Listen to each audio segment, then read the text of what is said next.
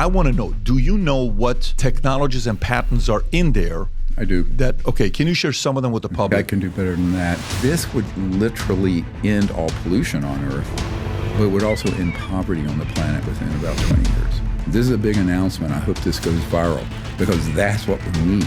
Their plan is to create a threat from outer space, to try to unite the world like Independence Day, the movie, in a sort of a military global junta of humans against aliens back in the 70s. So they could hit a button, basically, and stage an alien attack on the planet. What do you think about Elon Musk? And what role, is he like a Nikola Tesla? Is he a good guy in your eyes? If he was inclined to research this end of it, he wouldn't be making I call it a fake Tesla.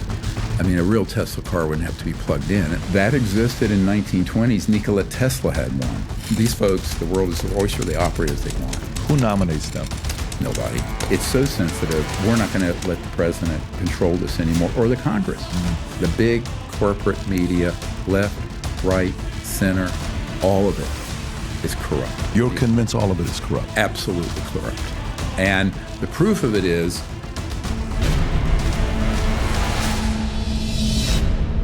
so a couple months ago, I watched this documentary called The Lost Century. Blown away by it. First time I heard about Invention Secrecy Act of 1951. I told my wife, baby, you got to watch it. Then I told my son, you got to watch it. I told everybody, you got to watch this documentary. 6,000 patents that were protected by this senator called John Sparkman. It went into effect in 1952. Somehow, some way, that year, they chose to nominate him on the Democratic Party as the vice president. November 1st, we test the biggest nuclear test at the time that was 700 times more powerful than the one we dropped in Hiroshima. November 5th was election. And then Steven Greer, I said, hey, man, I know we did a podcast 4 years ago. We got to do another one because I got a whole different thing I want to talk to you about. He came on. We had a 2.5-hour conversation together. He told me about the fact that the government has access to technology to teleport. You know, teleportation we hear about in movies and sci-fi and all this stuff. Says, nah, they've had access to it for a while. Told a time about an encounter that George H.W. Bush Sr. had with President Bill Clinton, telling him what to stop talking about and not even look into. A private conversation he had with Barry Goldwater. Lots of weird things. Colleagues that were killed for having information. And then today, he releases this project he's been working on for many, many years, where you'll have access to all these information from the Invention Secrecy Act of 1951. Anyways, I don't want to take anything away from this.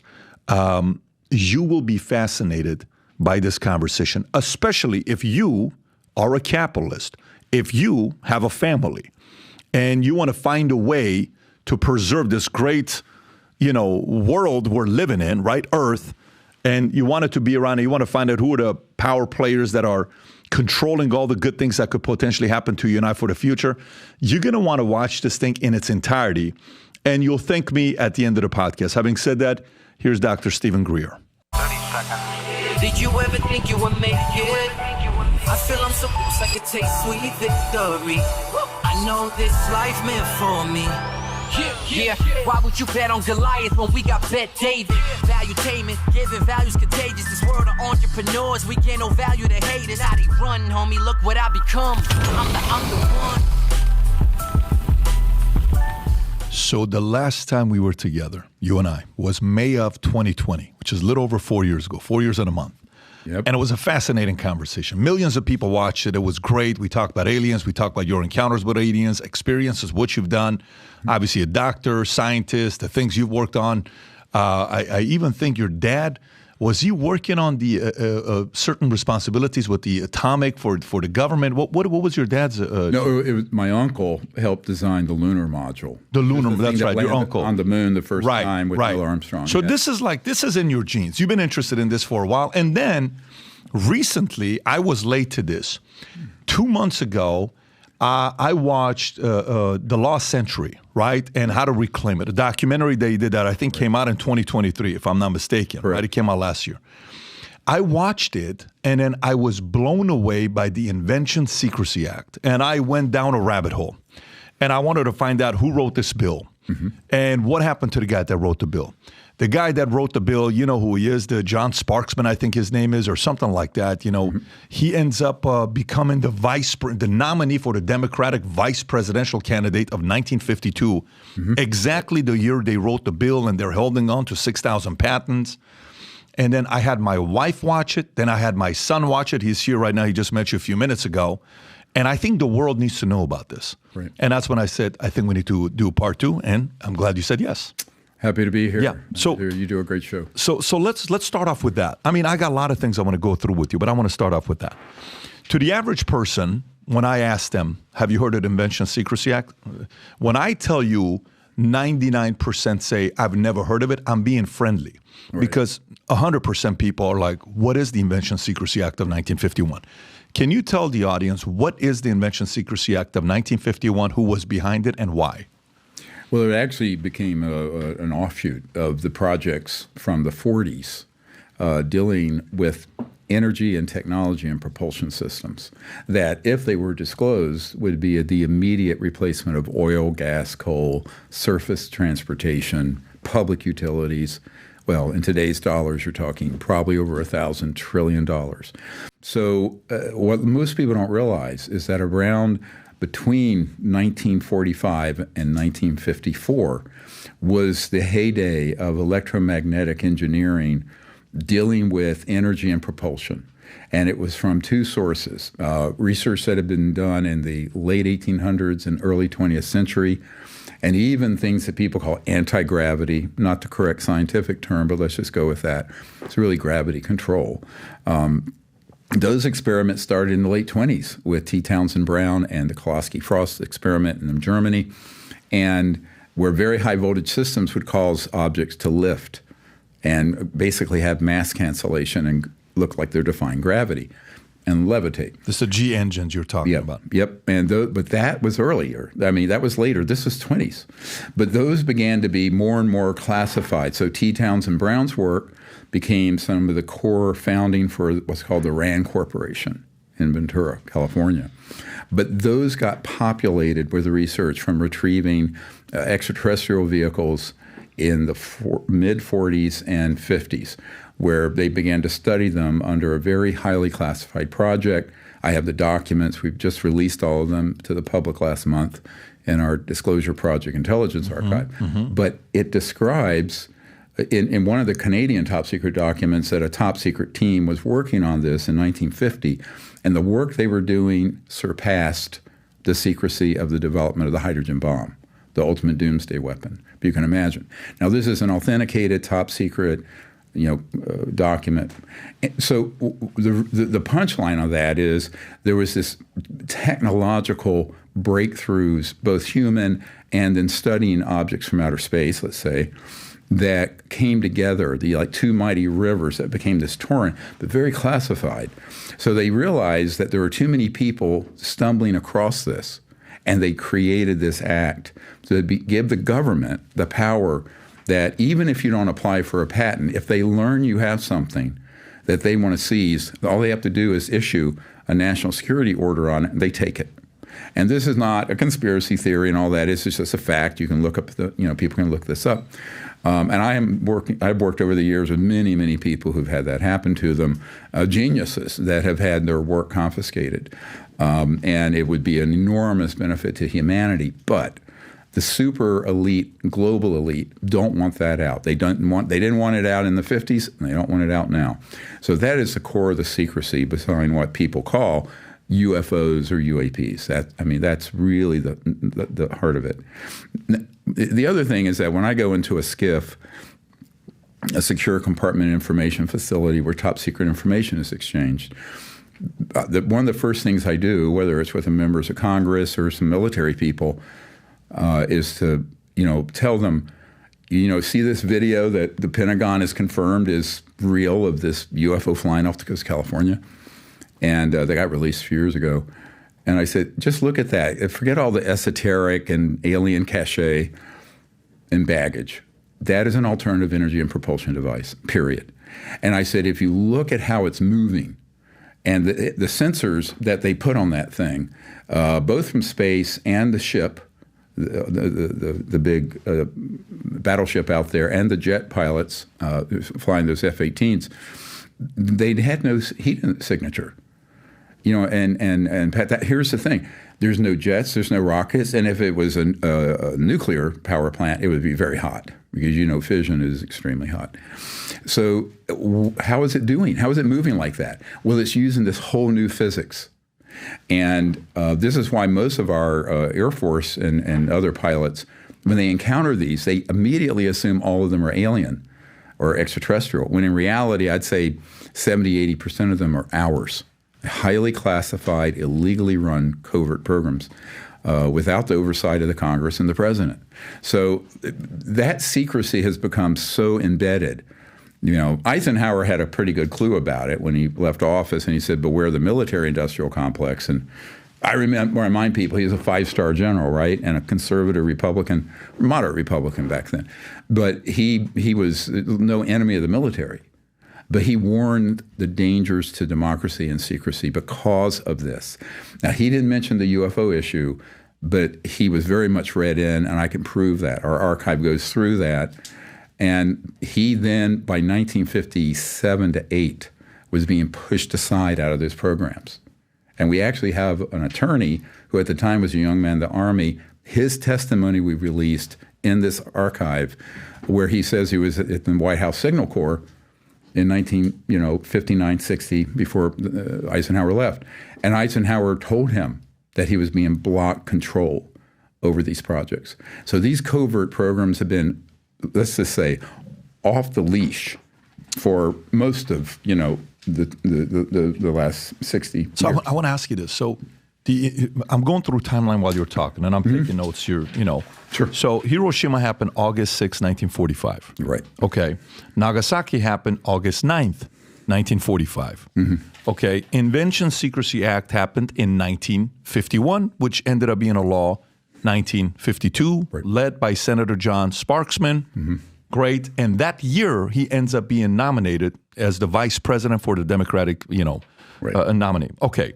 Then the election that year, that the day we voted on Tuesday, was November 4th of 1952. 3 days prior to that, on November 1st of 1952, is the big explosion that we had, the thermonuclear explosion that took place. Rob, if you can pull this up, type in hydrogen bomb year. Just type in hydrogen bomb year, okay? So if you type in hydrogen, can you zoom in that? I just want to read that right there. The U.S. tested the first full-scale thermonuclear device on November 1st of 1952.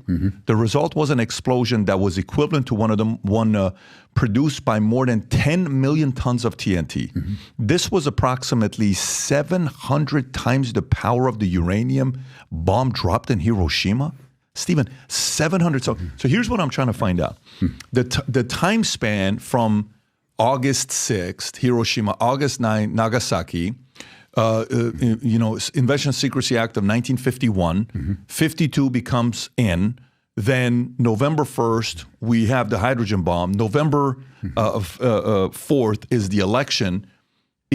Is the reason why they put the Invention Secrecy Act a noble cause, or was it the fact that people of big industries were afraid that maybe they're about to lose some of their control and business that they have? Because there's a part of it that could be like, no, it was noble. We were worried. We wanted to make sure that certain things wouldn't be available to other people, because if they did, what if out there in the free marketplace somebody explodes and messes with this uranium, and then all of a sudden we lose we lose our country, we lose all this stuff.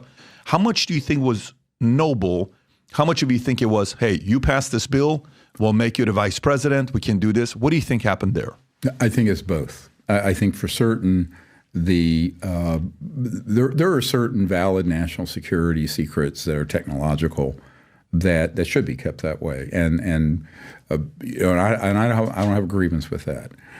What's terrible is when there are corrupting influences from financial and corporate sectors that then it's the tail wagging the dog of the government of we the people. Right? And, so my great-whatever grandfather was the first prisoner of war in the American Revolution. And, my family, my dad was hand-to-hand combat in World War II in the Pacific. We look at this. I mean, the people I work with who are special forces and military, and they look at this and they go, well, if you have a corrupting influence and you have that kind of state power, then you can get into trouble if there isn't proper oversight. And there hasn't been. What I'm trying to say is that between the 50s and now, after Eisenhower got shoved aside, the folks who have been working and keeping these secrets are not necessarily doing it on behalf of the U.S. government or the American people or the world. They're doing it on behalf of their own interests, which are usually financial and global power related. And that is the problem. It's a big problem when no one's minding the store. This is why I've been trying to get Congress to have subpoena power through the House Oversight Committee and the members of Congress I've been meeting with, which we'll get into that. That's just been blocked, by the way. Because without that, you really have a Frankenstein we created in secrecy that Eisenhower warned us about that's really gone crazy. So yes, there are some valid national security secrets that would be covered by that. But on the other hand, it's like your grandmother's skirt. It hides everything, right? And they can hoover up totally legitimate technologies that, for example, you could have an electric car but not have 900 pounds of lithium-ion batteries. You'd have a battery about this big, and it would start up a electromagnetic generator pulling energy out of, we can talk about this, what's called the quantum vacuum or zero-point energy field, and you'd never have to plug the thing in, right?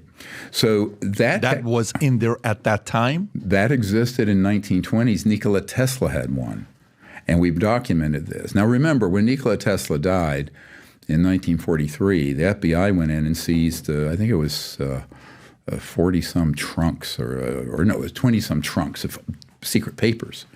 And I have a group that's thinking of suing for those. But those— Who still has that? The U.S. government has that, or the military-industrial complex has that? This is a good question.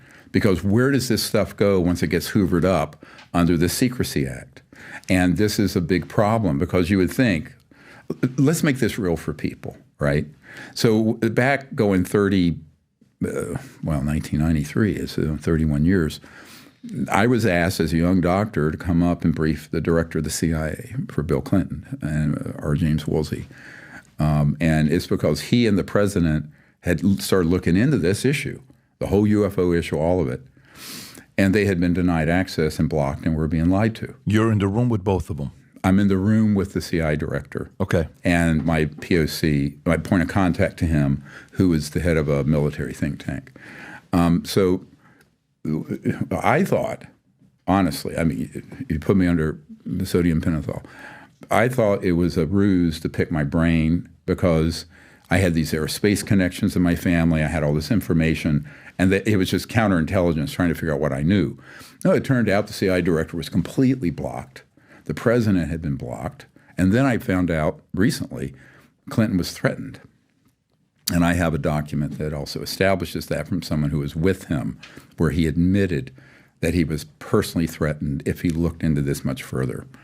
And so I think this, was my coming of age. To be honest with you, I was always interested in UFO and ET issue. I'd had sightings when I was younger. Had a family member who designed a thing that landed on the moon with Neil Armstrong. And yes, we did go. They just didn't tell us everything that happened. But the CIA director was shaken. And he couldn't get access, even with the clearance that a director of CIA would have. So there's a parallel illegal black government system that I think is mostly corporate. So if you're asking me where the center of power on this is, everyone in Congress and the National Security Council and the president wouldn't add up to anything, a hill of beans, compared to what Lockheed Skunk Works and my uncle, Northrop Grumman, he had his whole career with Northrop Grumman, Raytheon, and some of these other huge behemoths that are contractors, but who have highly compartmented operations dealing with this. Now, we actually have the information and a letter from the director, the head of the Lockheed Skunk Works, the top secret aerospace engineering. And it's in the archive. We release this now, both the letter written to him from a friend that his widow gave to us and the reply from Ben Rich. And it says point blank, his friend said, do we have these UFOs? And he says, yes, some are extraterrestrial. Many are ours. And he admits they're ours, meaning human-made. So people think that technology stands still, but if you're at the threshold in the 20s, 30s, 40s, discovering this area of science, of electromagnetic physics, post-quantum sort of entanglement, we can get into this, it's sort of boring for the general public.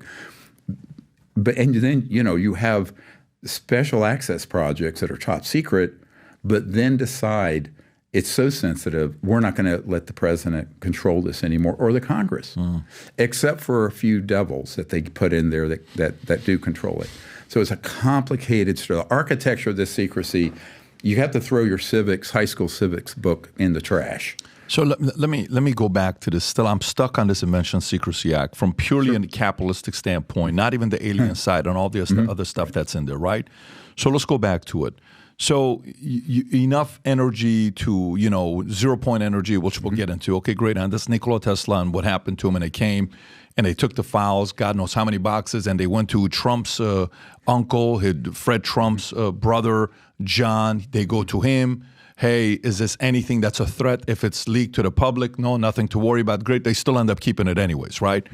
But I'm trying to find out. So if you were to simplify to the audience wants to know, hey, Steven, what are some of those 6,000 patents that we have, and what industries would they destroy, and how much would our lives improve? For example, one, we have access to being able to produce cars that can run on water, and it puts a $5 trillion oil industry out of business overnight. Right. We have the pharmaceutical side to be able to come up and solve cancer tonight, we just have, because if we do, the amount of chemotherapy business is a such and such amount of $1 billion industry. We don't want to put that out of this.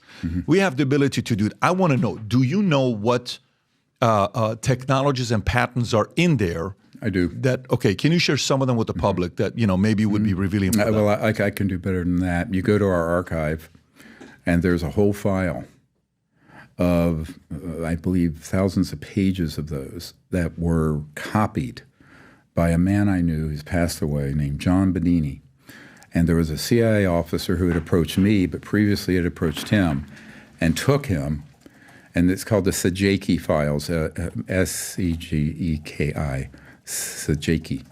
And he was a CIA officer who allowed Mr. Bedini to go into a... Bedini or Benini? Bedini, B-E-D-I-N-I. Got it. John Bedini, and he's passed away, but a couple years ago. But this CIA officer, Secrecy, he let him go into a facility where they had confiscated these sort of inventions over many decades. And they had the patents in file cabinets. And he told John Bedini, he said, he was trying to recruit him into the agency in a covert program dealing with technologies, because the guy was a genius with electromagnetic engineering, Bedini was. And he let him for 24 hours copy anything he wanted. And so he went in, he did. But the CIA officer, Secrecy, eventually was told, no, I'm not going to join your operation. But Bedini had kept a copy of those files, which members of my team digitized. So the CIA officer didn't know he took those files? He didn't know he kept a copy. He thought he got them all back. And now we've released them. They were in an encrypted CD, I believe, and the encryption's been removed, and people can go in there. Now that was the tip of the iceberg, because this was a huge facility. It's like the end of the movie where Steven Spielberg, the Raiders of the Lost Ark, when they're rolling the thing into this big warehouse top. Where was this facility?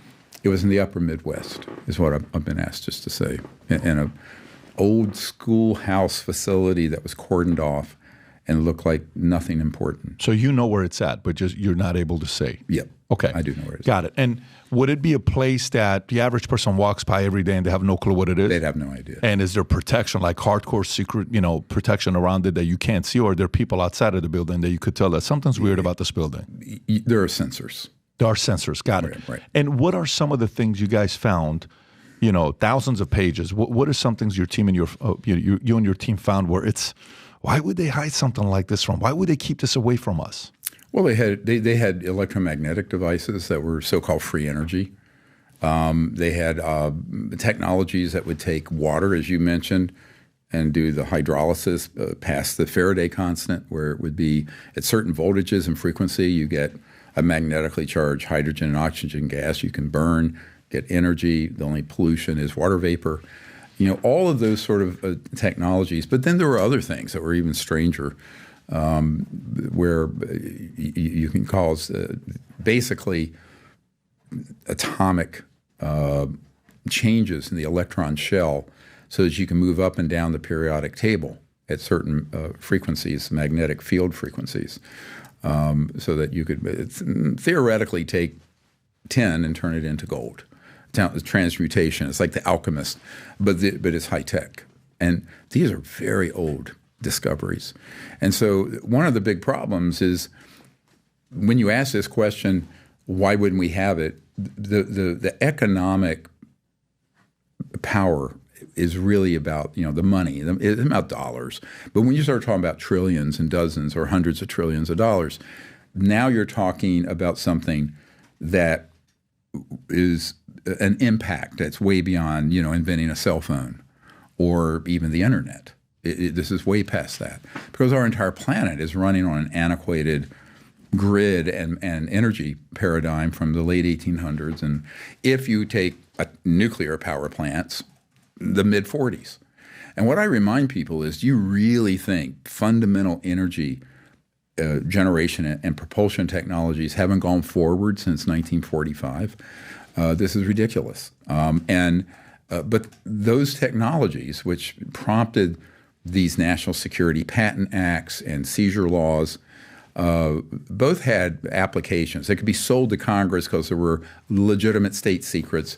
You didn't want to just let someone leak out, your design for a nuclear warhead, for example. But on the other hand, there are things that would, technologies that would greatly benefit humanity. And let me remind people, this would literally end all pollution on Earth, but would also end poverty on the planet within about 20 years. Why? Right now, you have 3 billion people on the planet. The Economist came out with an article, I think 2 years ago, about this, that don't even have energy to cook their food. So they're like cutting down any brush in the desert and the rainforest just to be able to have some charcoal to cook food. That's 3,000 million people. This isn't sustainable. This is not a way to have a planet, right? So these technologies would change that. And many, many people in these covert programs agree this should change. But you're stepping on some very big toes. I mean, you're talking the kind of macroeconomic power globally that is way past anything that the president deals with. And that's the problem. Because on the one hand, it's some people have told me who are in this system, it's like the cure is worse than the disease. That to release this, it'd be too disruptive. I said, yes, it should have been released 100 years ago. When it would have been transition, would have been easy. But now look at the mess we're in because of this secrecy, but also the illegal application of it in the last 60 years. Now, that is what Congress right now is trying to grapple with. But it's a big mistake for the public to think because you're the chairman of the Senate Intelligence Committee or the co-chairman. Like you're a nobody. Like Mr. Rubio. Yeah. Those folks are told either nothing or some version of a lie that they want to be told. This is what happened to Mr. Trump, by the way, in his first term. And also Mr. Pence, because a friend of Mr. Pence's family works with me, and we found out what happened. But the problem with all of this is what has happened to democracy and oversight and we the people. But also, when you talk about we have a free market economy and capitalism, do we? I mean, if the most important discoveries in sciences of the last 100 years have been ruthlessly confiscated and kept secret, no, we have a faint shadow. We have a managed economy. It's not quite as managed as, say, China's or the Soviet Union's or Venezuela and controlled, but it's still controlled and managed. It's a mistake to think it's free market. It isn't. The only way it could be free is that if the technologies that were not weaponized, and this is when you mentioned that Mr. Trump's uncle, said, no, these are fine. They're not going to hurt anything. Well, they wouldn't hurt. It's not like they're dangerous. It's just that it's going to hurt you if you own, a $3 trillion oil field off of Venezuela or whatever, and these big interests. So I think this is, and I'm not saying that everybody in the oil industry knows about this. They're not. They're just doing their jobs. But I'll tell you, there's a Fortune 50 companies chairperson trying to come forward. And Fortune 50 chairperson that's trying to come forward? Yeah, former chairman. He's getting up there. He's about 79 or 80. He's still active? Oh, former chairman. But he has the documents and the information. He wants to come forward with them. But when he reached out to me last year, they threatened him and his family and his grandchildren. Is he a money guy? Is he financially free? Oh, sure. I mean, my God. So how do they threaten him? What do they say? How do you threaten a person like that? What are we going to do to you? They just kill your whole family. No, who calls a person like that? Really spooky people. I've had them appear in my life and threaten me. I say, buzz off. But I've had 4 people on my team killed. 4 people in your team killed? I have.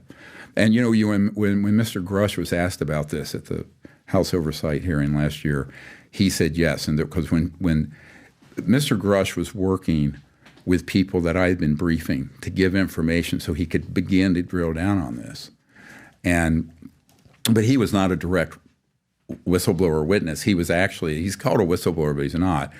He didn't directly deal with the technology or the programs. He was investigating them on behalf of folks that I was given information to tell them where to go. Like I told them exactly where to go in the high desert of California to find this stuff, or wherever.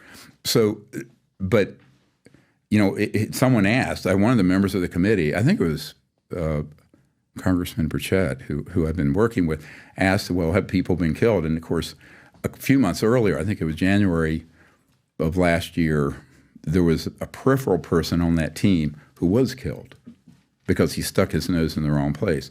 So people are very naive, frankly, if they don't think this kind of corrupt power.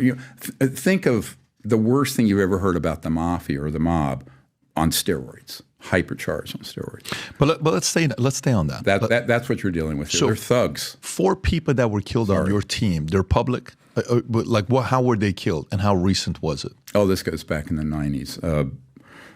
What were you talking about? And what were they talking about or digging that cost them their lives? They were deep cover sources giving me information. So they had jobs. Before I had good security in place. And I didn't have what I have in place now, which I call. Can you say what they did for a living or no? Well, there were various. Well, one was a military naval intelligence guy. One was CIA. And one was an assistant of mine. It was an assistant of yours? I'm a good friend. How did he get killed? She. How did she get killed? It was basically a chemical weapon that was induced a very aggressive cancer very quickly. And, I have an FBI lady on my team who's a special agent. And she said, we have 150 substances like that. 150 substances to inject cancer into somebody? Or brush up against someone or do something that will kill them, yeah. Brush up against somebody, like there was a movie I watched about the brushing up to somebody that... Oh, absolutely. So that's not just a movie. In real life, they can do that as well. Oh, 100%. Okay, so let's go back to this. So this is, but let's go back to the point I'm making, and that is people are afraid. And they should be. Now, this is why, going back to 94, I asked the president at the time, Clinton, to do an executive order protecting high-value whistleblowers and witnesses, whether corporate or government, military, CIA. And no one would do it. I have a big announcement. I'm saying this on your show now because it starts June 20th. There is a special access project that has been stood up that is going to provide this kind of security and protection to whistleblowers and high-value witnesses that are been sitting on the fence coming forward. This is a big announcement. I hope this goes viral because that's what we need. Now, I asked the Congress to put that in a bill. but they're not quite at the point where they realize lethal force has been used. They're still a little bit naive. And so since lethal force has been authorized, in fact, not long ago, there was a meeting in a skiff talking about engaging the wet works. Wet works is a term for assassinations. It used to be an old Soviet term, wet from blood. But those sort of operations is not some kind of movie. It's real. I've dealt with it. And, this chairman of this huge, former chairman of this big Fortune 50 corporation, he regrets what he did, and he has stated to us that the whole world decades ago could have had quote unquote free energy with these technologies. And look at the state it's in. So let me ask. He really wants to come forward, but he's scared. So I'm saying, look, I'm going to just try to set this up. I see what you're saying. So this is a big announcement that there's, I can't say what agency it's under, but it is an authorized special access project that can monitor security and provide security. And two whistleblowers. Yes, and witnesses, people who have been in these projects, seen things that want to come forward, or they may have documents like this gentleman. Is this an agency that has a lot of credibility today? I don't think any government agency in the United States has a lot of credibility today. Is this a three-letter agency that we're familiar with? It would certainly be known by any educated American, but I can't comment beyond that. But I will say that the people in it are all folks who had been in special forces. And they are not in the military now, because you can't do that. Of course, military can't act domestically, but and they're wonderful people. And so I've been working with these folks for a while, providing them an unredacted version of the archive we just released. Meaning unredacted, it has all the names. It has 760 some whistleblowers in it. Now, if you go to the archive, you'll see, I think we have 120 some whistleblowers and witnesses, name, rank, serial number, and their video testimony. Not one or two, not five. So what's in this archive, if the Congress held hearings starting next week from Monday through Friday, 9 to 5. These are the names, May 13, 2024? Yeah, look at this. Yeah, it says 700 and some. But the first 100 and some are people we've already interviewed. We have their DD-214s, discharge forms. We have video, most of them on video testimony. Are these all public? And it's all public. Anyone with a computer on planet Earth can see these. Can they see the videos, or that's being released? Both. Is it already released? Yes, sir. Okay.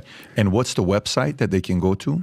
We have to put that up. This is a DP, like Disclosure Project Intelligence Archive. It's DPI Archive. DPIA. Yeah. Archive. Archive. Yeah. We'll put the link below. We have it right there. Yeah. We just released this last week, and of course we had about thousands of bots that invaded the site, tried to shut it down. So we are asking people to register. It's free.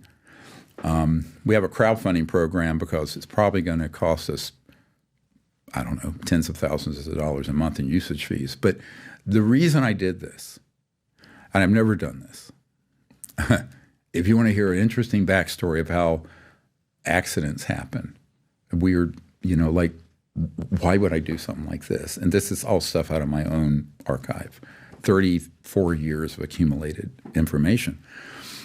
And in it also is the black site list, 150 some black sites, where they are, and also links to testimony from witnesses about what's there underground in deep underground military bases or SCIFs, secure compartment information facilities. So some of them people have heard of, like Nellis Air Force Base and Edwards. Some people most people never heard of. Black sites. Mm-hmm. CIA controls black sites used by the U.S. government in its war on terror to detain people deemed to be enemy combatants. Well, not that. That's well, we have various sites, but I'm talking about where retrieved UFOs have been put, where reverse engineered objects are located, where the man-made ones are. When we knock one down with an electromagnetic or weapon, a directional energy weapon, where are those taken? Where have they been studied? All that's in the archive. So it's a massive data dump. Let me go through a couple things here. So one, this chairman of a former chairman of a Fortune 50 company. Great guy. if these 6,000 patents were to be released, and right now, if I'm not mistaken, the punishment is that they give you 75% of what they think the patent is worth. I believe that's what they say. And then if you sell it off to somebody else and they find out, you're going to jail for the rest of your life. Right. If you even talk about it, you're going to jail for the rest of your life. Right. And if you go on Invention Secrecy Act of 1951, the way they categorize on what goes in there, right there, if you can read it, folks, the Invention Secrecy Act allows the U.S. government to classify ideas and patents under secrecy orders, which definitely restrict public knowledge of them. And at the top, if you read it, the United States federal law designed to prevent disclosure of new investigations, the opinion and technologies that in the opinion of selected federal agencies, so it's purely opinion-based, of selected federal agencies present an alleged threat, it's alleged threat, to the economic stability and national security of the United States. Okay, so energy, oil, let's just go through it. ExxonMobil right now, market cap, June 2024 is $497 billion, $500 billion company. Chevron is 284. PetroChina, 244, but that's China. India, UK, set them aside. You got a few other companies. You got BP, $100 billion companies. These are not small companies we're talking about. Shell, 218, right? I can go through a bunch of these that we know about. If these things were released, how long before these industries were wiped out? Or would it be nasty? Would it be ugly? Would it be a danger to society? Would people be doing, would protesting, riots, ugliness, power players coming in saying, you're touching my wealth, what are you doing? Mm-hmm. What would happen if this actually was to be released? Well, see, this is the tragedy of corrupt interests keeping good science away from the public for over 100 years. Yes, it's going to be very difficult. It's like an addiction. The current energy paradigm, the whole planet is now addicted to substances that are not only cancer-causing and bad for the environment, but costly, and that leaves, as I mentioned, 3 billion people with no means even to cook their food. So that paradigm should have been retired, but we can't help that. We have to take the fact this is 2024. And so what I have always said is that it has to be released and then transition. But keep in mind, let's take one example, since you're getting into the macroeconomics of this. We make on the planet about 100 million motor vehicles a year, but there are 1.5 billion motor vehicles on the road, cars and trucks. So even if you retooled and twinkled your nose like Bewitched or something and retrofitted all vehicle manufacturing to these systems, it would take about 15 years. And to tool up, it'll be 5. So you're talking 20 years. Now, I'll probably be dead because I turned 69 next week. And, you know, your children will be in college. And so even if we did it immediately, because there's a lag time, because we're not talking about, you know, downloading an app. We're talking about heavy industry here. We're talking about public utilities. We're talking about manufacturing a box that would be at your house that would generate all the energy you need for your home, no bill, no power bill, and no pollution. But to retrofit 3 billion households on the planet, 2.5 billion, this is a massive, I mean, this makes the Marshall Plan after World War II look like nothing. So yes, this is what I've been saying to policymakers. This needs to happen. It will happen. But the longer, this is like a leak in your roof, right? The longer you put that off, the harder and the mess is going to be to clean up and the more damage. So this is the tragedy of it, is that this was allowed to go on. And one of the things I've observed, people in periods of enormous power and responsibility, when they realize, when I go into a facility and I say, see that thing? That's an alternative energy and propulsion device, what people call a UFO. Well, once they realize what these implications are, then they get scared. They get to the edge of the table or the edge of the cliff and back off. So here we are. Now, I've spent 34 years trying to resolve this problem, literally 50% of my biological life. And it's a very heavy lift and a very dangerous lift. But, you know, what are we going to leave to our children? Your children, I have 12 grandchildren. You know, what are we leaving, you know, on this planet to them? And I think beyond that, there's even a bigger issue not being addressed. some of these UFOs or UAPs are from extraterrestrial origin. None of them are hostile, but we have been targeting them with electromagnetic directional energy weapons since the 40s. And those technologies have become more and more sophisticated. And, they have not struck back. If they did, the whole planet would come to a standstill, because I think they're fundamentally peaceful and very highly developed socially and spiritually. However, How do we know that? well, because there have been a lot of people who've had contact, and there's no evidence otherwise. Now, there are some scary stories, what we call the stagecraft of, so-called abductions and mutilations and things like that. But those are all done by covert human programs. Those are lookalikes. We can get into that. I mean, there's a whole section of the archive on that. And we actually document this. I have top secret guys who come forward on the record stating point blank that they have been part of operations abducting people. And in fact, the very famous astrophysicist, Dr. Jacques Vallée, who some of his work ended up in Steven Spielberg's movie Close Encounters of the Third Kind.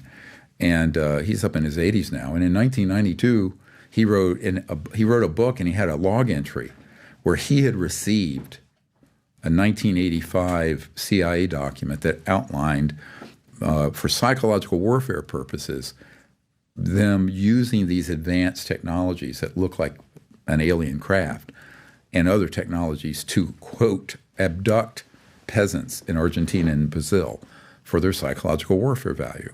Now, that's in black and white. And so people go, this sounds crazier than the myth you've been told, and it is. But why would they do that?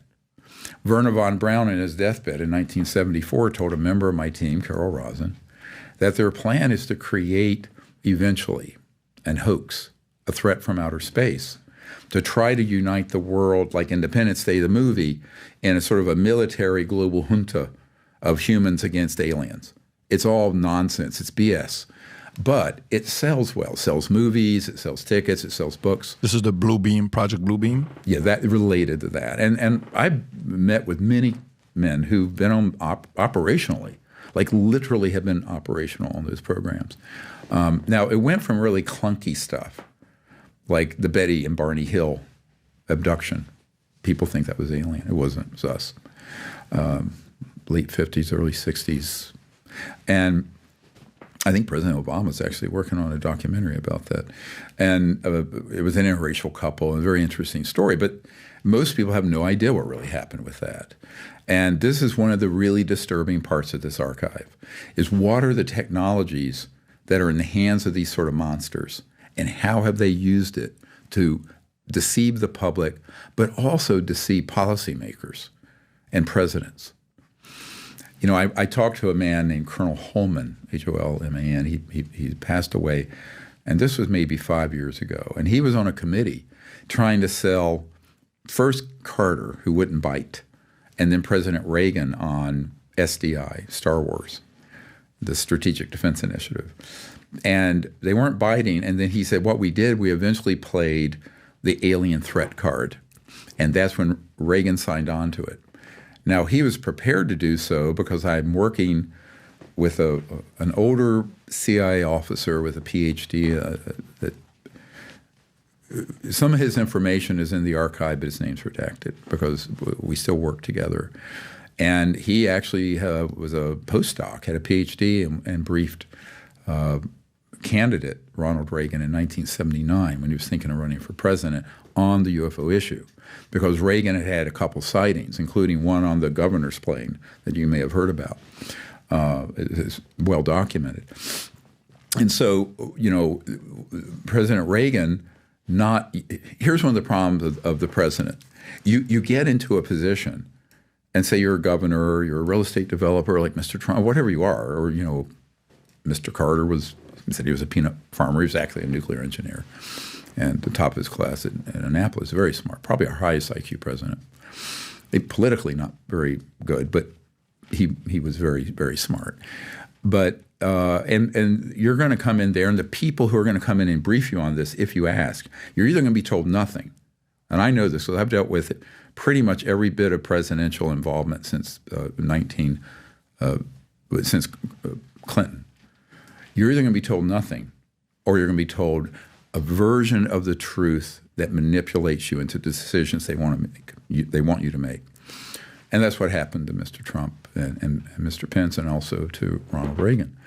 So it's dangerous. That kind of secrecy. Let me tell you why it's so dangerous. It's the foxes, and there's manning the hen house. You know, who's overseeing this, right? Who's looking into this, and who is in charge? Well, it certainly isn't the president. They come and go every 4 to 8 years. Members of Congress come and go all the time. So there's sort of this permanent committee, a few hundred people, and they've arrogated this, because it's so secret, the right to do this. But they cannot be trusted. Who do they report to? Themselves. I mean, this is a global operation.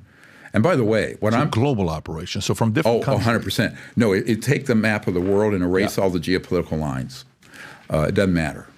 And that's actually, when the Senate intelligence people wanted me to come in, there was a map of the world in the conference room in the skiff. And I said, see that map? Erased all the lines on it. These folks, the world is their oyster. They operate as they want. Who nominates them? Nobody. They move up through the chain of command or through corporations. How do you move up? You're moved up by giving a little information, see what you do with it. And if you can keep the secrecy. But more importantly, once you reach a certain level of clearance, and you realize how monstrous and criminal the operations are, will you stay with that? I'm dealing with a team right now that I can't see. I won't even say what state they're in. But let's just say in September, I was on a classified helicopter over 2 black sites and was shown where the underground openings are out in the desert, where the man-made ones come up and are tested. But there are also electromagnetic pulse weapons that are illegal by the Nuclear Non-Proliferation Treaty that are, and I have video and photos of this. One of the photos is in the archive. I'll just tell you that. And there looks like there's a landing strip. It's not. It's an area with diamonds on it, and that's where the man-made, some people call them ARVs, alien reproduction vehicles, come up from underground. And I have the photos and video of the underground opening. We went right around it because this guy was cleared. He's one of the top people in the system, but he's wanting to defect. And it's one of these 100 people, one of these couple hundred people? He's very high up. I wouldn't say he's on that policy level, but operationally, he's been read in for many, many, many years, and he's very high up. What's his reason? So you went there and you actually saw it? Yeah, videotape. I have all of it. And it's public? Some of it. Off the air, I'll show you the video of it. Okay. Mm-hmm. And so that in September, and then of course I was almost killed in October. I think I mentioned too. How'd you get almost killed in October? Oh, someone tampered with my mountain bike seat and it snapped off, and I was going fast, and my left foot came off, and 2 bones were in the air, and my left shoulder came off, and my abdomen got. I had 4 surgeries in 3 months. You got to be kidding me. Yeah, I'm up doing everything now, but it was hell on earth. But you know. It's not the first. And how do you know it was tampered with? How do you know somebody? Well, I mean, it wasn't the bike that. It was like the whole thing just was kind of sawed through and snapped off. We can't prove anything. And who cares? I mean, as an emergency doctor, I'm a trauma doctor anyway. Ironically, I'm laying there going, it's like an out-of-body experience, seeing me there with my foot off and the bones in the air. But I go, the only thing I said, I'm effed. It was like, that's the only thing I said. But, it was a full trauma. How much are you, because you're in this world, who do you trust? Like how do you process who you can trust and who you can't trust? Mm-hmm. Oh, it's like the things. It was in the Bible. Ye shall know them by their deeds. So, my wife, my close circle of friends I've had for 50, 60 years, my assistant who's been with me for a quarter of a century, and other people. And now there's this whole team of, special forces folks and people who are defecting that are very close and who are enormously courageous men who want to do the right thing for the world and for the country. Green Berets and Navy SEALs, some of them. But some of them are still very active. Some have separated from the military and are working in private. But they're all gathering to do this disclosure of the subject. And then what I just mentioned, the gentleman who had me on the chopper over these black sites in September, there's a whole team that he is involved with at these sensitive facilities that are so, the word used when he first reached out to me was fed up. They are fed up with what's happening to the planet. They're fed up with the illegal secrecy, and they're fed up with some of the atrocities that are happening that they've been part of.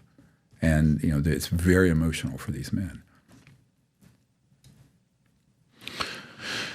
This chairman of the former chairman of the Fortune 50 company, if he comes out, what would he be leaking as a whistleblower to the country, to the world?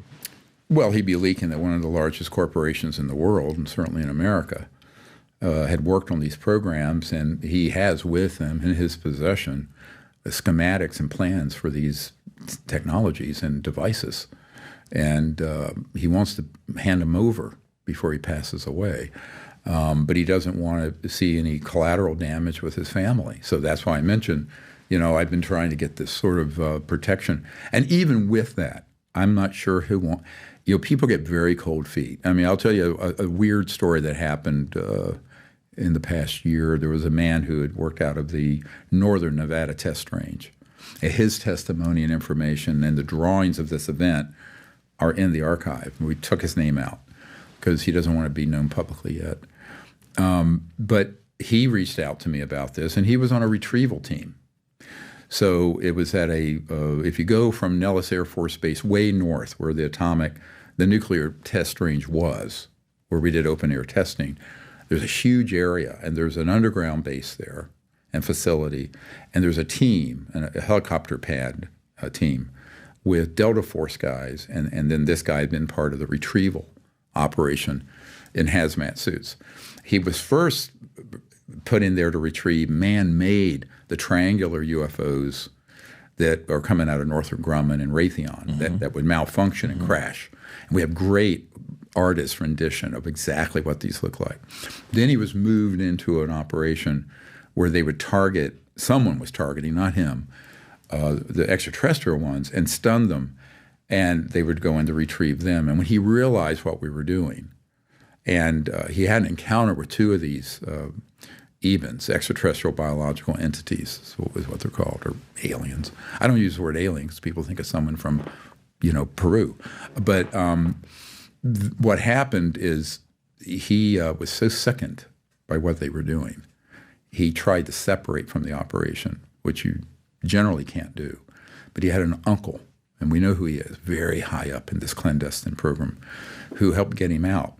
But then he subsequently went through a whole series of events, including an attempted alien abduction with these fake-looking gray aliens.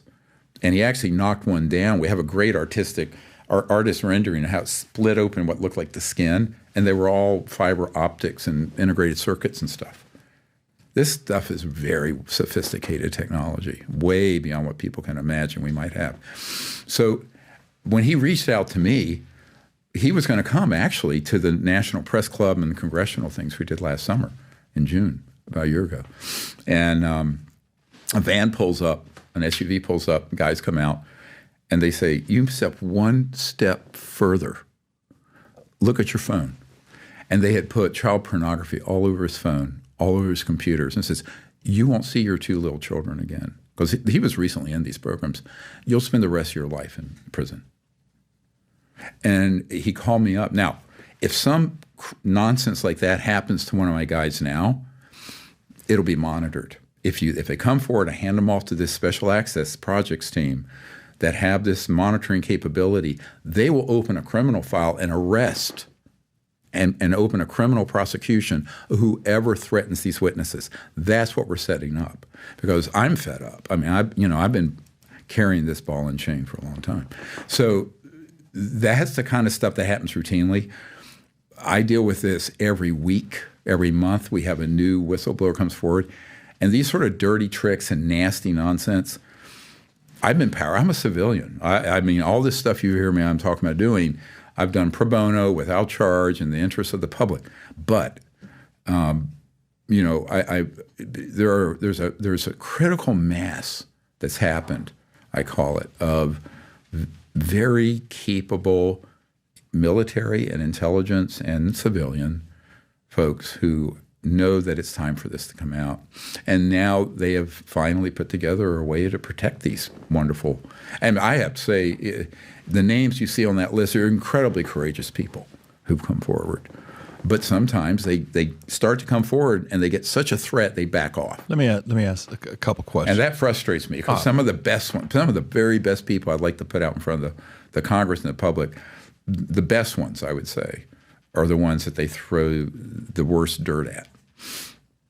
And the tactic is always the same, right? It's public humiliation, embarrassment in front of your family and kids, ruin your legacy, and whether you have done anything for us to blame you or not, we can fabricate it anyways and destroy your entire life. Right, absolutely. That's the strategy. Go in and clean out your bank account. Yeah. Yep. You know what would be a great insurance business is to find a way to protect you that if anybody ever tries to do that, you're protected from it. I don't know what the method would be to do that, but that would definitely be a big insurance industry if somebody could protect you from those types of things. Well, you know what I did instead?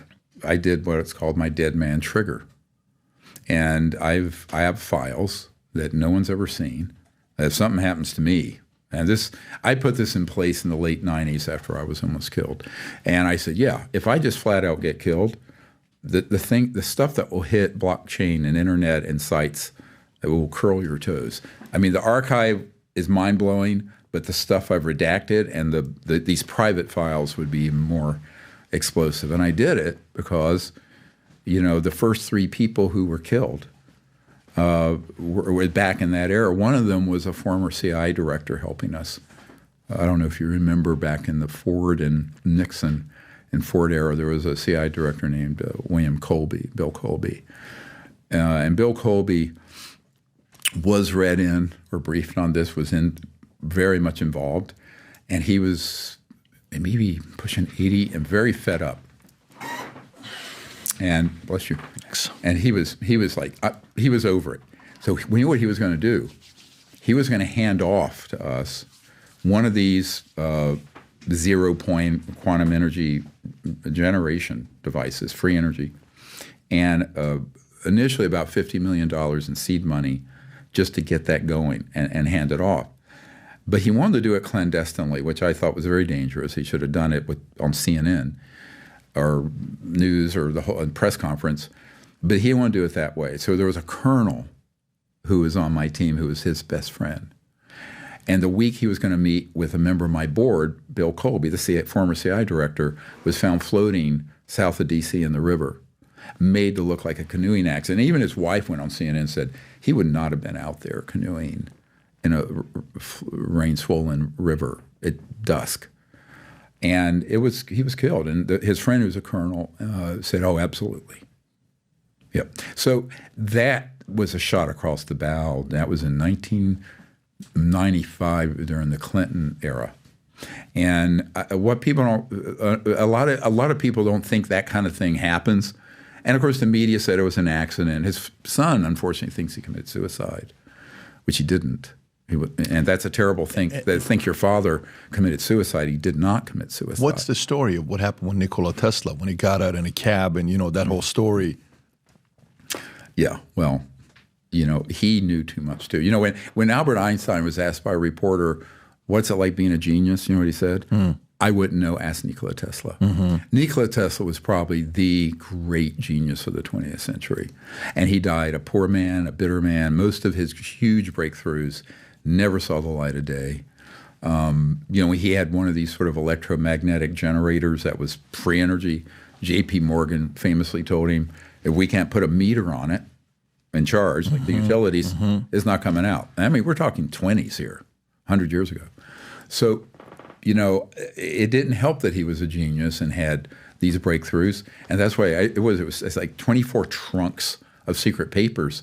And the day he died, we can prove this, in this archive is a Department of Defense memo to the FBI demanding that the FBI turn those over. And I don't know if they ever did. I mean, that happened in 43. The document, it's not contested, it's authenticated document, was from the 1980s. So eventually someone at the Pentagon realized what the FBI was sitting on in a compartmented black project, and they wanted it. So, untangling the history of this, of course, we'd be here for a week, but it's all in the archive. I mean, it's laborious to go through. It'd probably take people 2 years just to partially read it and see it. But, I just want to say one thing that's missing out of the archive is that I've done, I think it's about 20 intelligence briefings that are being rewritten with links that aren't in the archive yet. That'll be the first category. Right now there are 13, so it'll be 14 with this one. And it will relate to each of the categories: crash retrievals, military whistleblowers, technology, the black budget of the United States. We'll put the link below to go. So go back to Nicola, though. So what happened that day? New Yorker, he's getting out the hotel.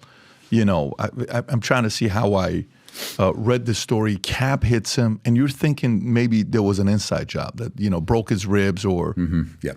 Who knows? I mean, one of the things that Gordon Crichton said, he was a MI6 guy in England, his testimony is in he's a British intelligence guy, it's in our archive. He says, if you become too troublesome, they just erase you. They get rid of you. I heard that term first in the 90s, erasure. They just erase you. I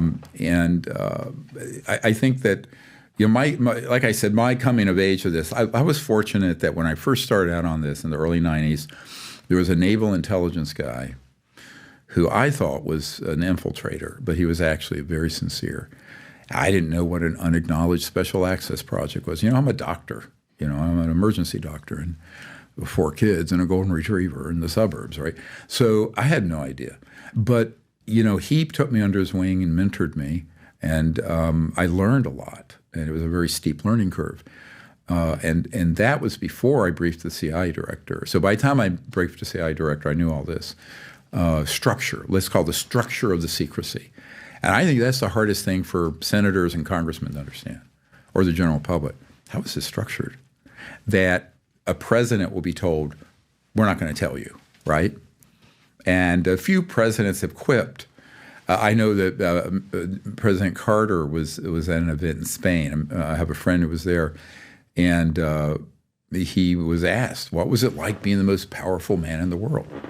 And Mr. Carter said, I don't think I was that person. And they said, why? He said, there are things that as president I wasn't allowed to know about. And someone kind of giggling, joking, kind of making fun of it. Oh, you mean UFOs? And he said, yes, that and more. Carter said this. Carter said that, President Carter. In an interview? No, in a dinner after an event in Spain. But I have a man on my team who was there. So this is a real issue. This is a huge governance because you're talking unconstitutional. So let's cut to the chase here. These operations are illegal black projects, not legal ones. There are legal black projects that the president and the Gang of Eight and Congress oversee. But these are illegal, meaning there's no oversight, and they're being run as a criminal operation. And I'll just call it out. They are not only criminal, but they're treasonous because they absolutely will defy the chain of command. So here's a really good example. This correspondence is in the archive. There's a man who had been the head of what's called J2, head of intelligence for the Joint Chiefs of Staff, J2, and Admiral Wilson. And a memo leaked out a few years ago, not my doing. It was after astronaut Edgar Mitchell, the 6th man to walk on the moon. After he died, someone leaked this out of his archive because I had brought Dr. Mitchell, astronaut Mitchell, to a briefing at the Pentagon that I was doing a stand-up briefing for Admiral Wilson. And Admiral Wilson was very sincerely wanting to find out about what was going on with this issue. So before the meeting, I sent him a secret document that has not been declassified, which is in the archive. By the way, this is different from the trouble the president's in with classified material. We declared all these projects unconstitutional and illegal in the 90s, documented it, and therefore I have in this archive classified top secret and secret documents for the public to see. and they have not been declassified. I'll just put that on the table. So this document, it was an NRO, National Reconnaissance Office, which runs all the super secret spy satellites, right? And it was from Area 51, Nellis Air Force Base in 1991. And they were warning of some civilians trying to spy on what was going on at that secret facility from some mountaintops overlooking the facility. So they'd had what was called a security alert. But in that document, which I acquired, I won't say how, it listed the project code names and numbers. And that's in the archive. Anyone on Earth can see it now, as of the 90s. So I sent this to Admiral Wilson, along with some other briefing material, and he made an inquiry. Now, remember, this is the head of intelligence for the Joint Chiefs of Staff of the United States. And by the time I got to this meeting, he was scared to death and furious because he made inquiries through channels based on the information we had provided. And he discovered the offices and the compartmented operations dealing with the UFO matter. And he was flat out told, you don't have a need to know. And he said, I'm the head of intelligence for the Joint Chiefs of Staff. How do I not have a need to know, for God's sake? They said, we will not discuss this with you. When he pushed on it further, they threatened him. And they also threatened with taking a star off his lapel, a demotion to retire him, where he would lose a big pay cut in retirement. So that is a fact. Now, the same thing happened to the head of the Defense Intelligence Agency. Google it. The Defense Intelligence Agency is like the CIA, but for the military intelligence. The director, General Patrick Hughes, I spent hours briefing at the Pentagon. He had a similar thing happen. And he made inquiries through channels and was flat out told nothing. Now, there have been people who have been read in those positions, others haven't. Why do some CI directors or J2 or whoever know and others don't? Well, we talked about a moment ago. They're tapped early, they come up through the system, and they're carrying water for this criminal operation. Well, I had Woolsey on the podcast a few years ago. He denies all this. When I spoke to him, I said, so, what was your experience like as the director of CIA? He says, you realize I never met Bill Clinton. I said, what do you mean? He says, I never met the president. We never had a meeting. Never communicated with me. He says, I think I had one encounter with just like when I got appointed or do you want the job or not, and that was it. But there was no communication. And I think he was only the director of CIA for 2 years, if I'm not mistaken. Yeah, maybe even less than 2 years. About 2 years. Can you look up the time? I said, yeah, it's less than 2 years when he was a director of CIA.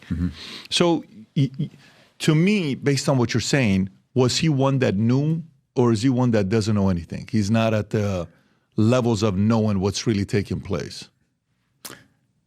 At the time we met, he didn't know. I think later when he left the CIA, he was pulled into some operations where he knew, which is why he says very equivocal things about the issue. The same thing is true of Admiral Bobby Ray Inman, who is probably at the top of the pyramid of this covert group keeping this secret. I'll tell you a very almost comical story. Is he alive? He was as of a few months ago. So he's at the top of the pyramid. He's very senior. Mr. Cheney, him, and a few other people. Have you spoken to him? Have you had meetings with him? I had. Have you ever heard of Senator Barry Goldwater? Of course. Well, he was hugely interested in what we were doing. He was Goldwater, and I went out to his place in Scottsdale. And what year was that? It was in the 90s, and he was friends with Admiral Inman, and so Senator Goldwater was always trying to find out about this. Even when he was running for president, he was chairman of various committees in the Senate, and John McCain took his seat. So I'm sitting at his house, and Senator Goldwater, starts saying, well, I've given him all the information I have, and he tells me two very interesting things. He said, I was never briefed on this, even as the nominee for president or as the key members of the Senate Armed Services or Intel, never. He says, but I knew it was real because he had been he was in World War II. Then he became a general in the Air Force Reserve. When he was a general in the Air Force Reserve, he asked General Curtis LeMay, they used to call him Bomb Them Back to the Stone Age LeMay because he was advocating using nuclear weapons in Vietnam, which is what actually cost Senator Goldwater the election in '64. But this is, of course, in the 90s, many years later. And Senator Goldwater says, look, I asked he had heard that at Wright-Patterson Air Force Base, there was a name, he called it the Blue Room there.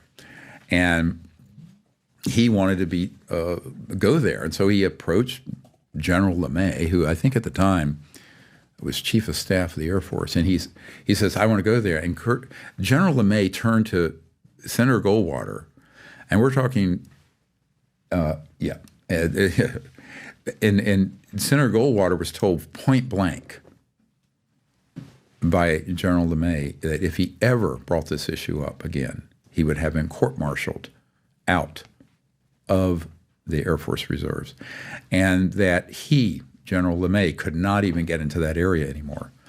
Now, so I said, here's a measure of the level of corruption and secrecy. Someone at that level of government, Senator Goldwater, conservative, Republican, pro-military, in the war, being denied access to this information. So, how many data points like that do you need? This is why I tell people, can I prove that these programs are unconstitutional, illegal? Absolutely, we can prove it. And so at that point, here's what really ought to happen. The Criminal Investigative Division of the Pentagon and the FBI should launch immediate criminal investigations into this. There's enough information. Who needs to? Well, for domestic, it'd be FBI. Okay. FBI is not going to do that. Well, not the criminal. I never say never. And the other would be the Criminal Investigative Division of the Pentagon, because there is enough proof of criminal activity and unconstitutional and treasonous activity to launch those. Now, this is what I've been saying to members of Congress in the last few years since they've started looking into this. I said, you guys are here rearranging the chairs on the Titanic as it goes down. You really need to understand and learn quickly that, you can make a request through the chain of command and you're going to be told nothing like Woolsey, nothing like General Hughes, DIE director, nothing like Admiral Wilson, and all the dozens of other people like that. And by the way, this pattern you can replicate in the United Kingdom, Australia, because I have had meetings with the Minister of Defense directors for Canada, Australia, and the United Kingdom. None of them were given access. And they all have told me, this never came, they never were told. And then subsequently, they would have learned that, there were operations right under their nose that were deep black, illegal operations. So this pattern is a dangerous pattern in terms of governance, but also for world security, national security, and the future of the planet and humanity. There's nothing good that comes from that kind of corruption. And so at some point, some people with real courage are going to have to step up to the plate. Or, frankly, we're going to hell in a handbasket very quickly on this planet. Excuse my language. But it's just we're not in a place where we can keep kicking this ball down the road. But that is typically what politicians want to do. They just want to kick the ball down the road. Like one admiral said, he says, I just want to retire from this command and retire at my place in Montana and go fishing. This is too much to take on. And this was a man who was the head of, in charge of CONUS, Continental United States Security. So I hear this, I've heard all this for so many years, and this is why I'm very encouraged, actually, that this special access project has been stood up to protect whistleblowers, and that there are people defecting at a very high level from operational programs that are running these systems out in the Western Desert. And separate from that, there's an entire group of special forces guys that I've been meeting with who are asking to eventually get authorized to strike these facilities. How did these people that are the powerful people that even Barry Goldwater couldn't get up to, and President Carter couldn't get up to? President Trump is asked the other day by Logan Paul about UFOs. Yeah, his answer was very generic. This one man told me that there are things up there, but he wasn't really given the answer. Well, no, because as what president said, I'm only the president. There was some, and that's true. I mean, it's like the comedy, but that needs to change. Now, there are people I know who are very good friends with Mr. Trump, and I actually met with Mr. Biden when he was chairman of Foreign Relations Committee back a long time ago, but he wouldn't touch this with a 10-foot pole. Who is the most powerful person in America? Oh, I don't think anybody would probably know their name. Yeah, they're sort of behind the scenes. But certainly people on this committee, like Admiral Wilson now, here's the lineage. He was deputy director of CIA, then he was the director of the National Security Agency, then he moved on to the board of, wait for it, Science Applications International Corporation. Who's this?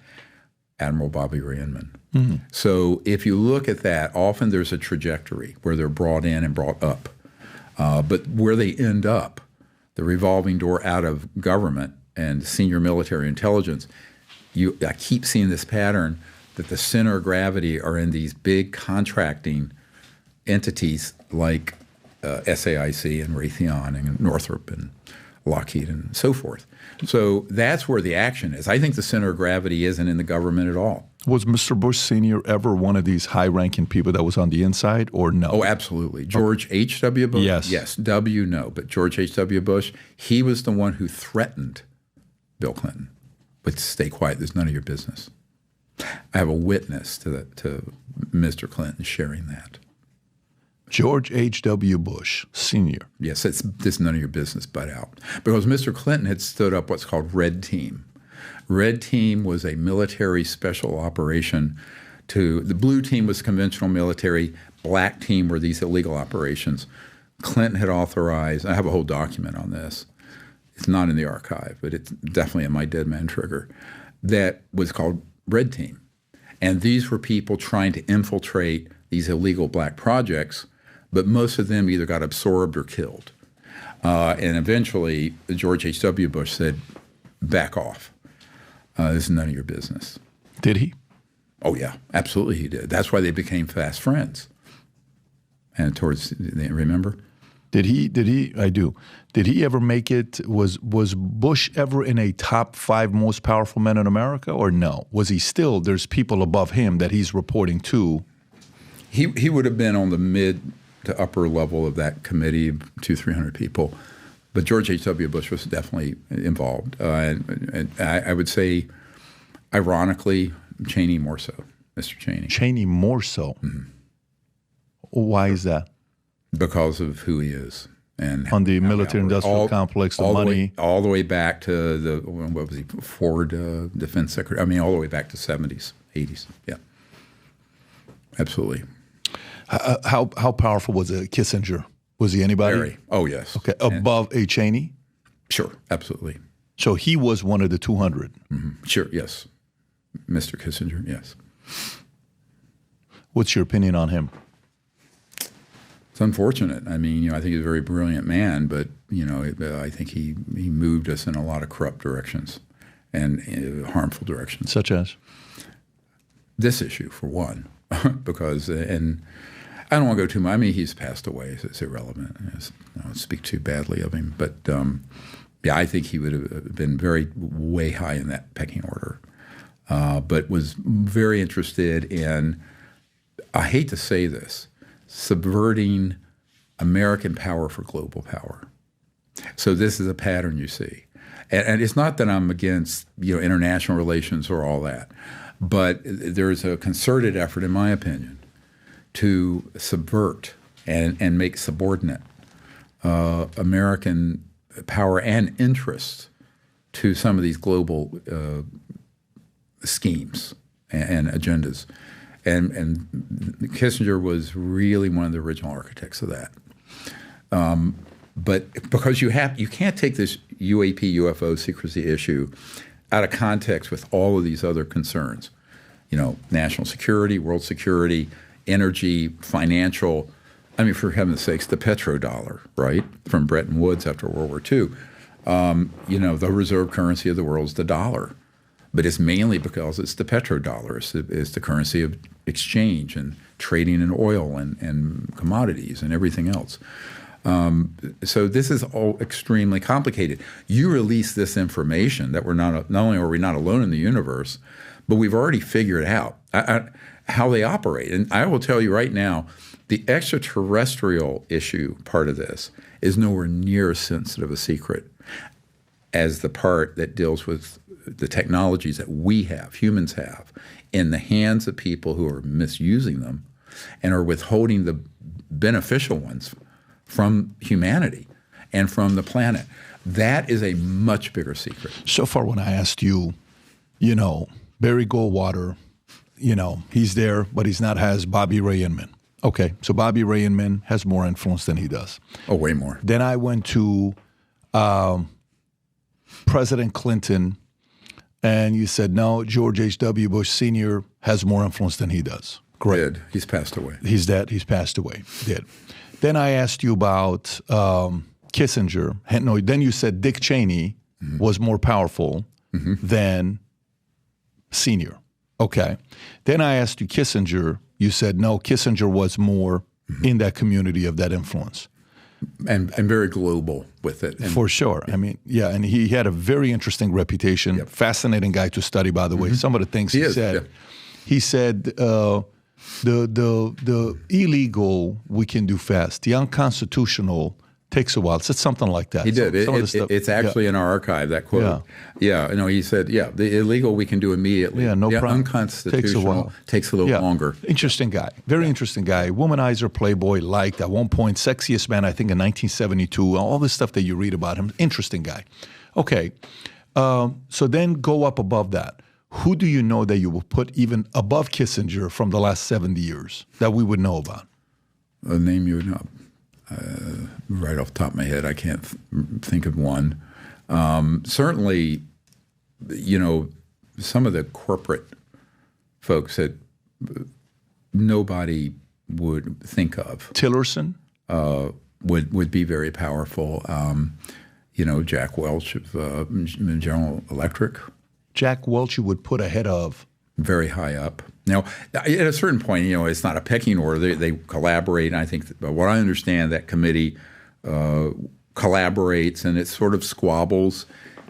But, when I was first told about it, back in the early days, you used to talk about, there were these documents that got released called the Majestic 12, MJ-12. And nobody knows if they're authentic or not. I think they are largely authentic.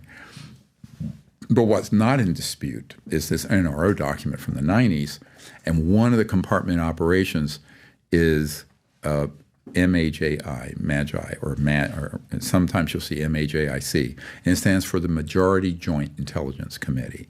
And that is the group that is a joint entity on the U.S. end of this that deals with this subject. And that is in the document. You can pull it up. It's the National Reconnaissance Office document, Nellis Air Force Base, 1991. So you pull up Majestic 12, Rob. I just want to read. Is this Majestic 12?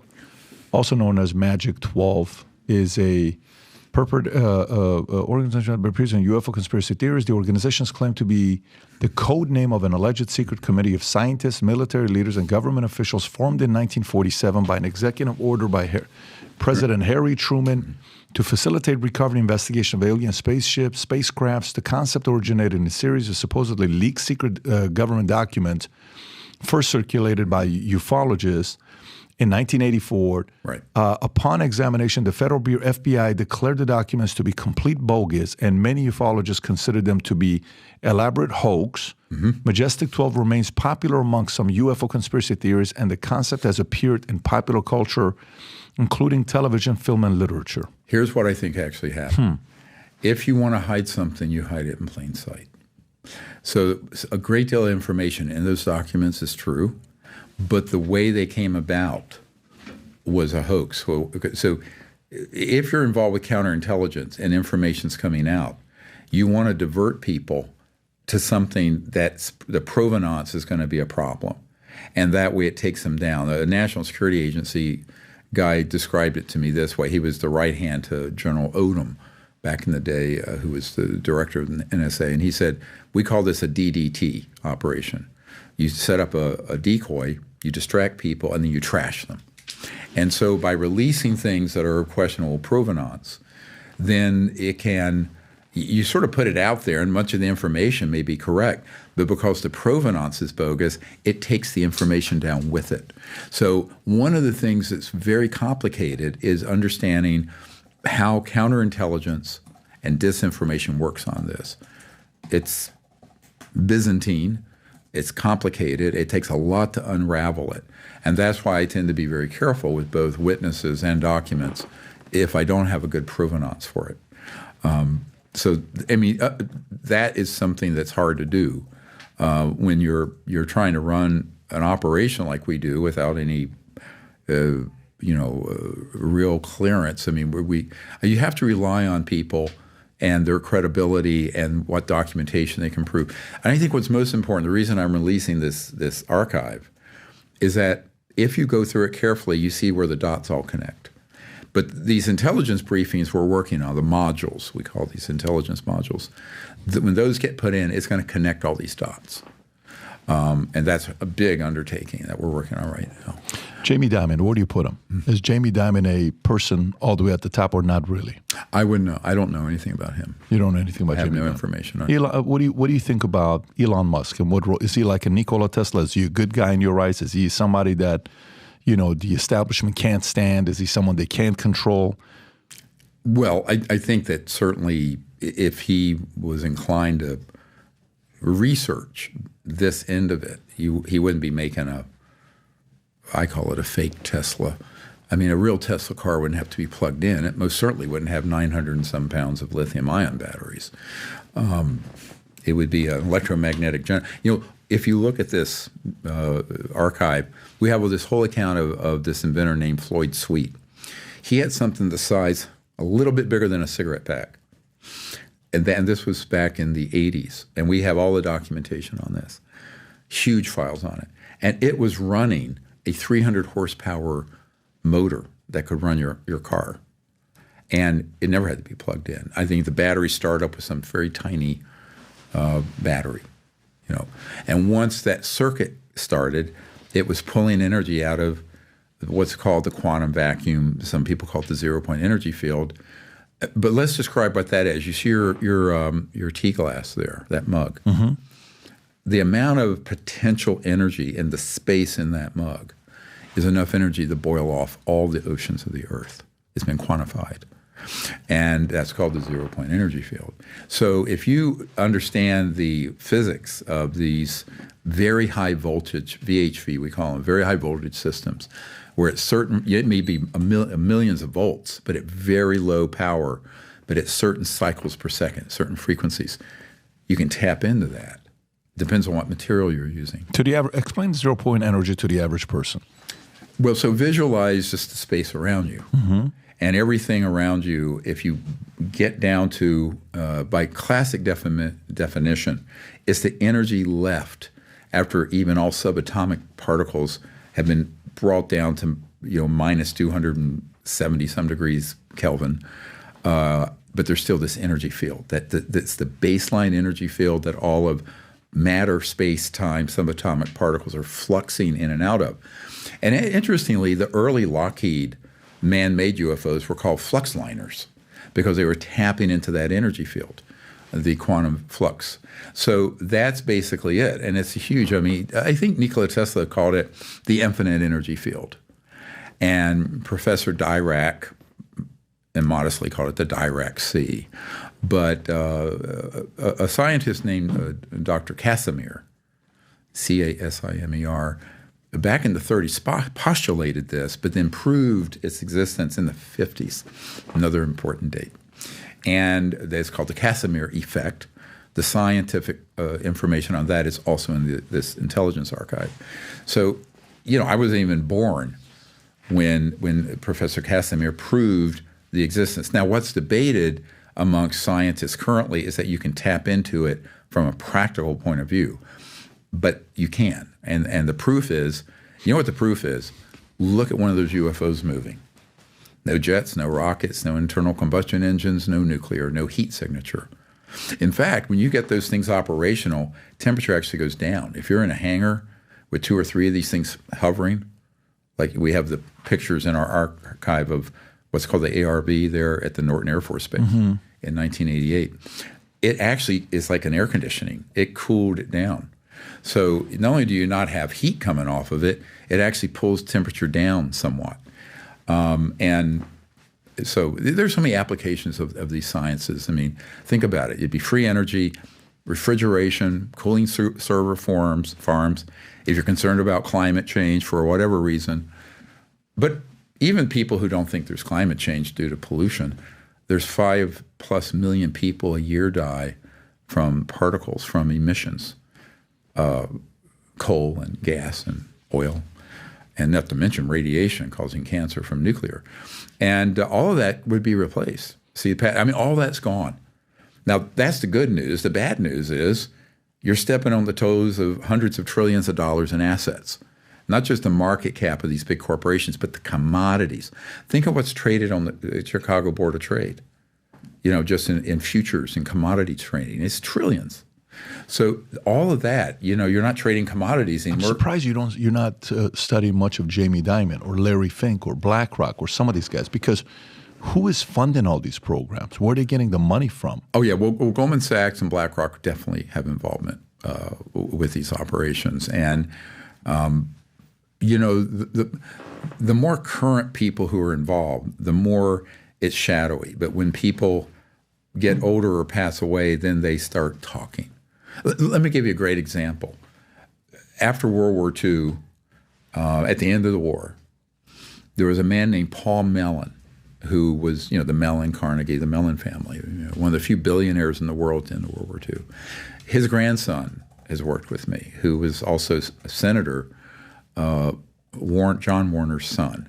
And Senator John Warner was like a lower level operative on this majority, yes. And so Paul Mellon, he went over and at the end of World War II with General Patton and Allen Dulles, and they confiscated this disc that was an early attempt to make an electromagnetic anti-gravity thing. It wasn't fully operational, but they brought it back to the United States. And how do we know this? Because towards the end of his life, Paul Mellon, who was very instrumental with Allen Dulles in forming the CIA and all that stuff. Remember, the OSS became the CIA, the OSS during World War II.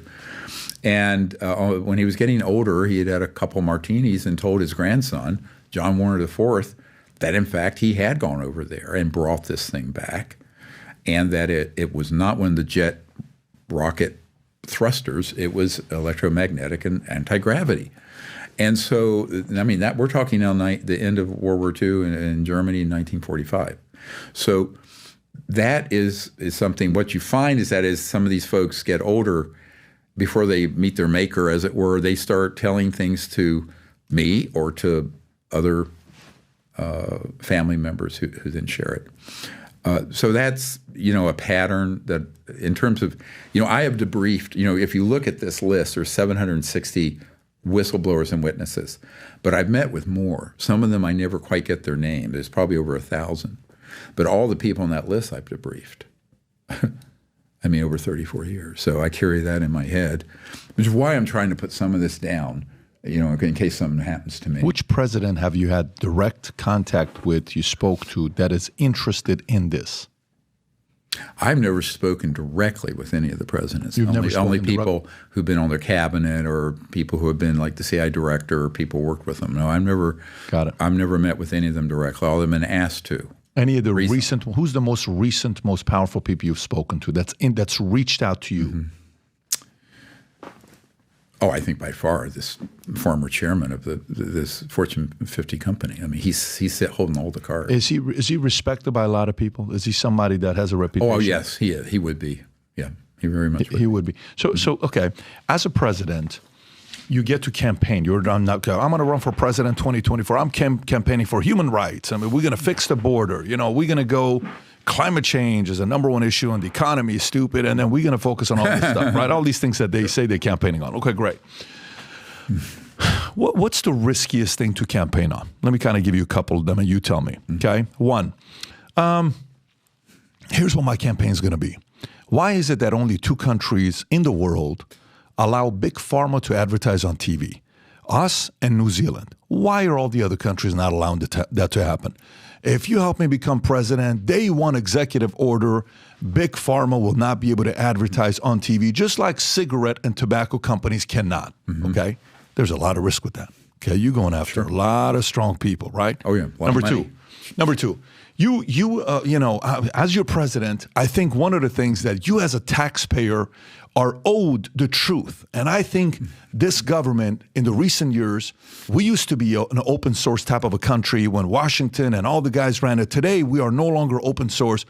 If you help me become president, I'm going to release all the 6,000 patents in the Invention Secrecy Act of 1951, and I want to make sure you know all about it, and it's going to help a lot of you guys. You're going to save money on electricity. You're going to save money on oil, and cars are going to be able to run on this because it's going to help us with this, and it's going to help us with pollution, and we're no longer going to deal with poverty worldwide. It's never. You help me. I'm going to make sure all that becomes public, okay? You help me become president. I'm going to give the truth of what happened with CIA, and I'm going to release the last 15% of the information to know who assassinated John F. Kennedy. You help me become president. All of these things I'm going through. What is the riskiest one for your life that if you say you're going to do that, ain't nobody going to help you, and it's the riskiest position to take? Well, I think in terms of your own personal security, it'd probably be this issue, the UFO and UAP issue. Why though? Why would that be? Because behind it is the whole center of power that was running the planet, the technology. Because if that comes out, all of it's coming out. Look, anybody with a grain of sense, and this is where we're getting really close, like when the Pentagon confirmed that UAP that we chased off the coast of California was real and three-dimensional and not an artifact or a misperception, broad daylight. What they admitted to without saying it is that there's something that's there that's three-dimensional and real that is absolutely defying the aerodynamics and energy of anything known by the public. Now, not known to man, and certainly not known to these clandestine programs. But so going into that, then you're also, here's the other big risk. The only reason this could have been kept secret is that the big corporate media, left, right, center, all of it is corrupt. There's a whole section in here about. You're convinced all of it is corrupt? Absolutely corrupt. And the proof of it is, why would they, given what we've already put on the street and had press conferences around, and right here, 122 named whistleblowers. Why isn't that being covered by Fox, CNN, MSNBC, New York Times, Washington Post? So if you go in here, you will see that on certain issues, the media is actually the most culpable for the secrecy, because the fourth estate, which is what the media is called, and is supposed to be a watchdog against these excesses of the government and abuses of power. And we're talking the biggest abuse of power in my lifetime, and certainly in the last 70 to 80 years. And why wouldn't there be investigations on that? So let me tell you a little story. It's apocryphal. But Mike Wallace was a famous reporter for 60 Minutes on CBS. A good friend of his named Bob Schwartz was on the board of Time Life and knew him very well. And I was at a meeting in New York back in the 90s. And Mr. Schwartz told me about how Mike Wallace had gotten some government documents from a source about the UFO issue. And he said, this is the biggest story in history. This is the biggest secret in U.S. history. And he was going to do a 60-minute special on it.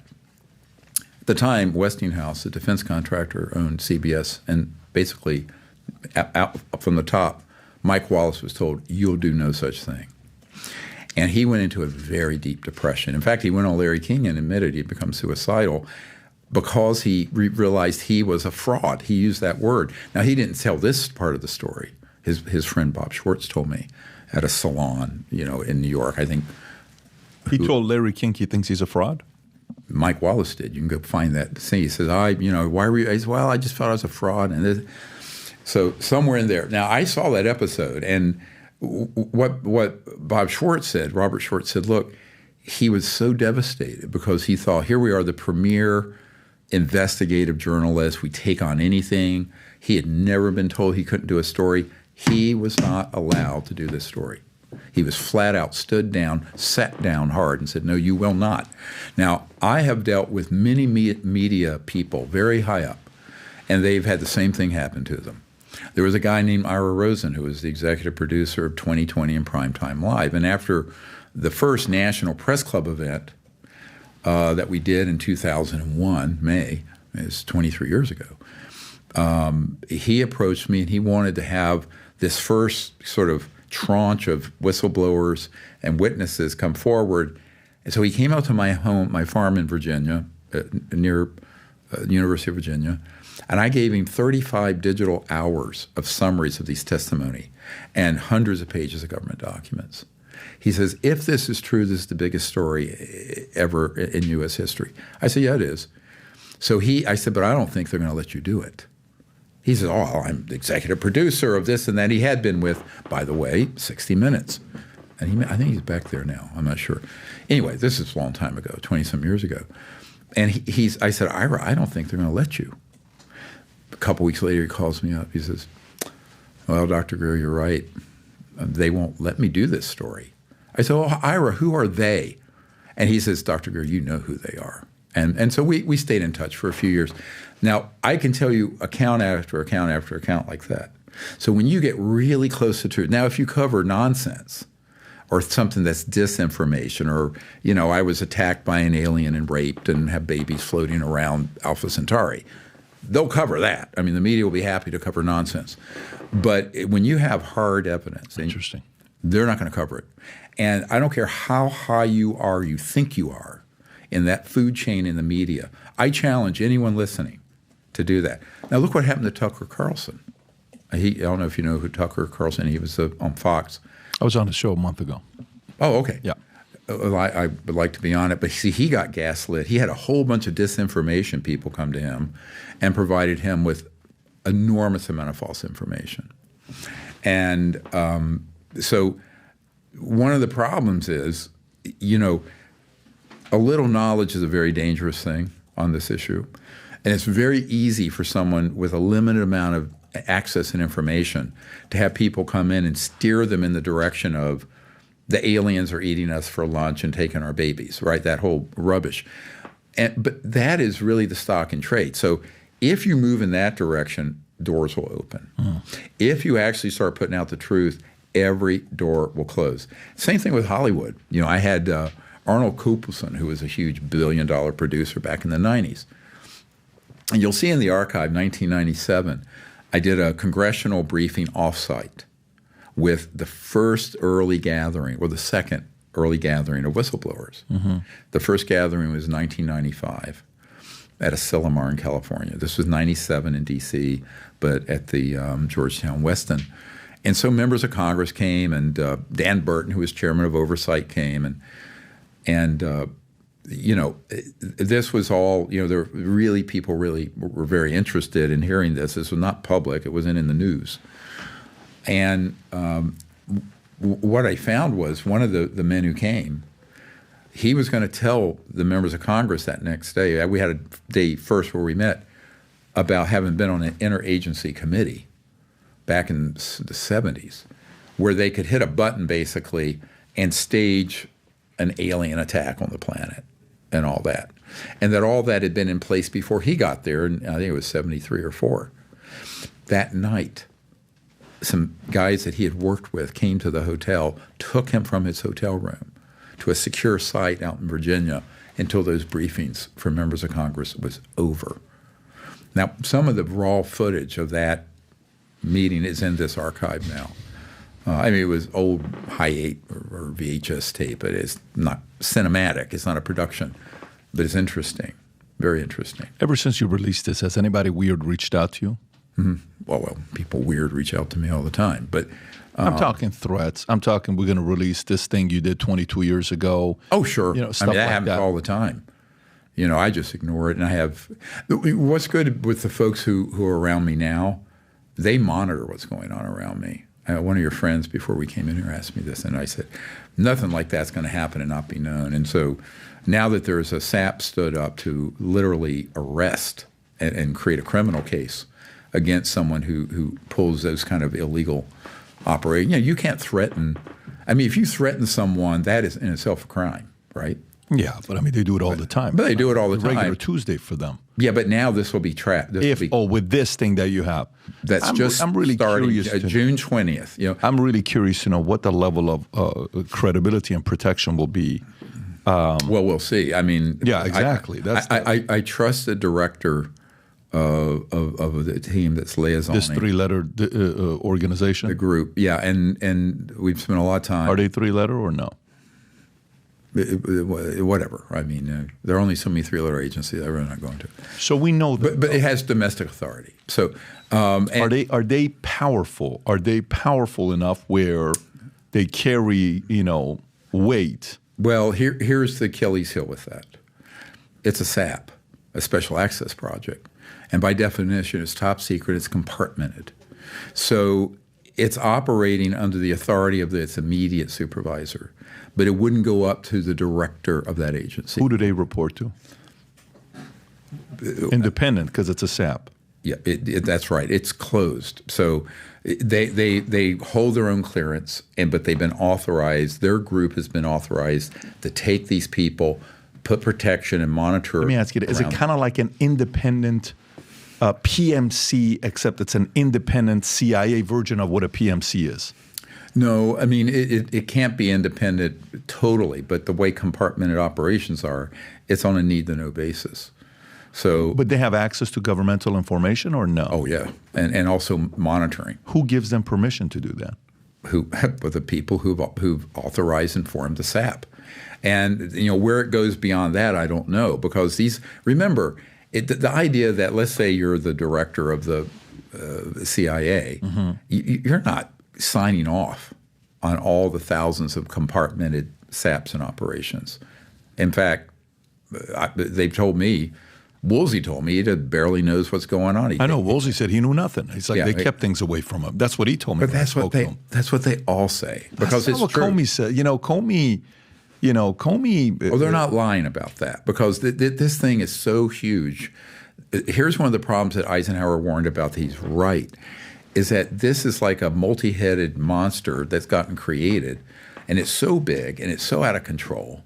And if you think members of Congress are overseeing these things, or the president, not just this president, any president, I'm very nonpartisan, I have to be, or the National Security Council, you're mistaken. And they're dealing with so many conventional issues that this issue, because they don't know about it, they say, well, it's the X-Files, it's a joke, it's nonsense.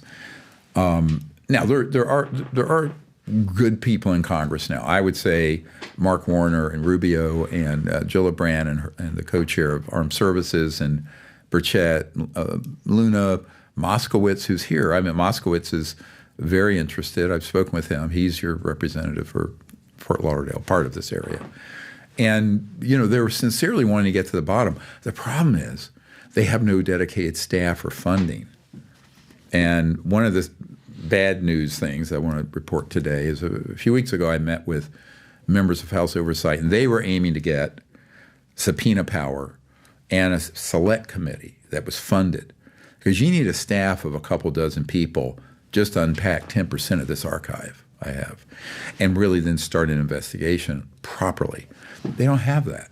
So when I meet with their staffers, like one of them who is the most senior guy for Senate Intelligence, he says, I've been told I can spend 10% of my time on this. Mm. He ended up spending 50%.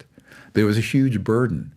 And he's the one who said, look, can you give me what you have? I said, yes. And the genesis of the archive, by the way, ironically, was that they were supposed to put funding in place.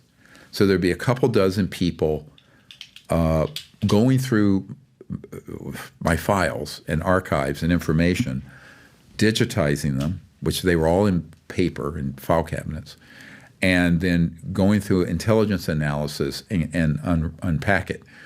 That never got funded.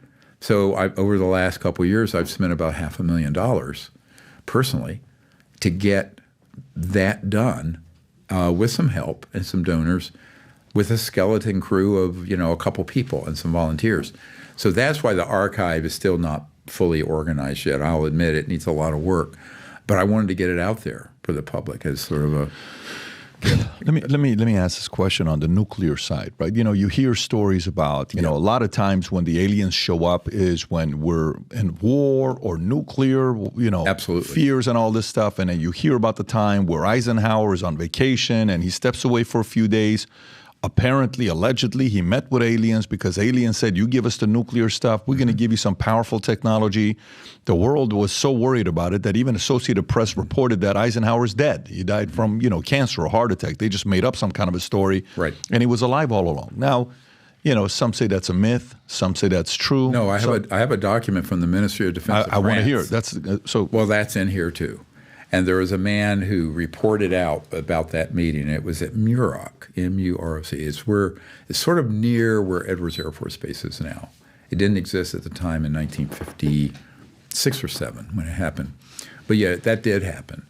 And you're spot on in bringing up this point, that when we started detonating atomic and then thermonuclear weapons, everyone knows what an electromagnetic pulse is. What they don't know is that embedded in that is what's called a scalar pulse. And Nikola Tesla was one of the original researchers of scalar electromagnetic. And to make it simple, the light we're seeing or electromagnetic is a wave like this, like a sine wave. And it propagates at 186,000 miles per second.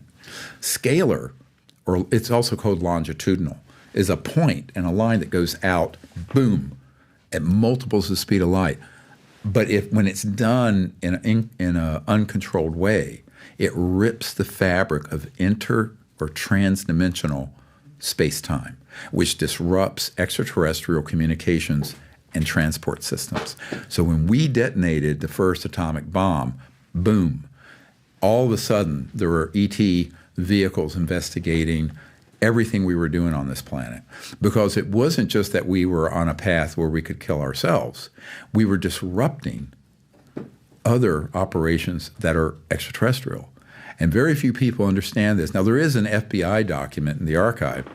I understand once we released it, it became the most viewed document on the FBI website. Which one? And it was a memo from Guy Hottel, Hottel, to J. Edgar Hoover from 1947 from Roswell, where we had those, it turned out 3 ET vehicles that went down. One wasn't found until 1950 or 51. And it's a memo where he said that apparently we retyped it because it's so hard. It's so old and hard to read in the 40s. That when they had a new, quote, radar system, that when they switched it on, messed up the guidance systems of these ET vehicles, these discs that crashed.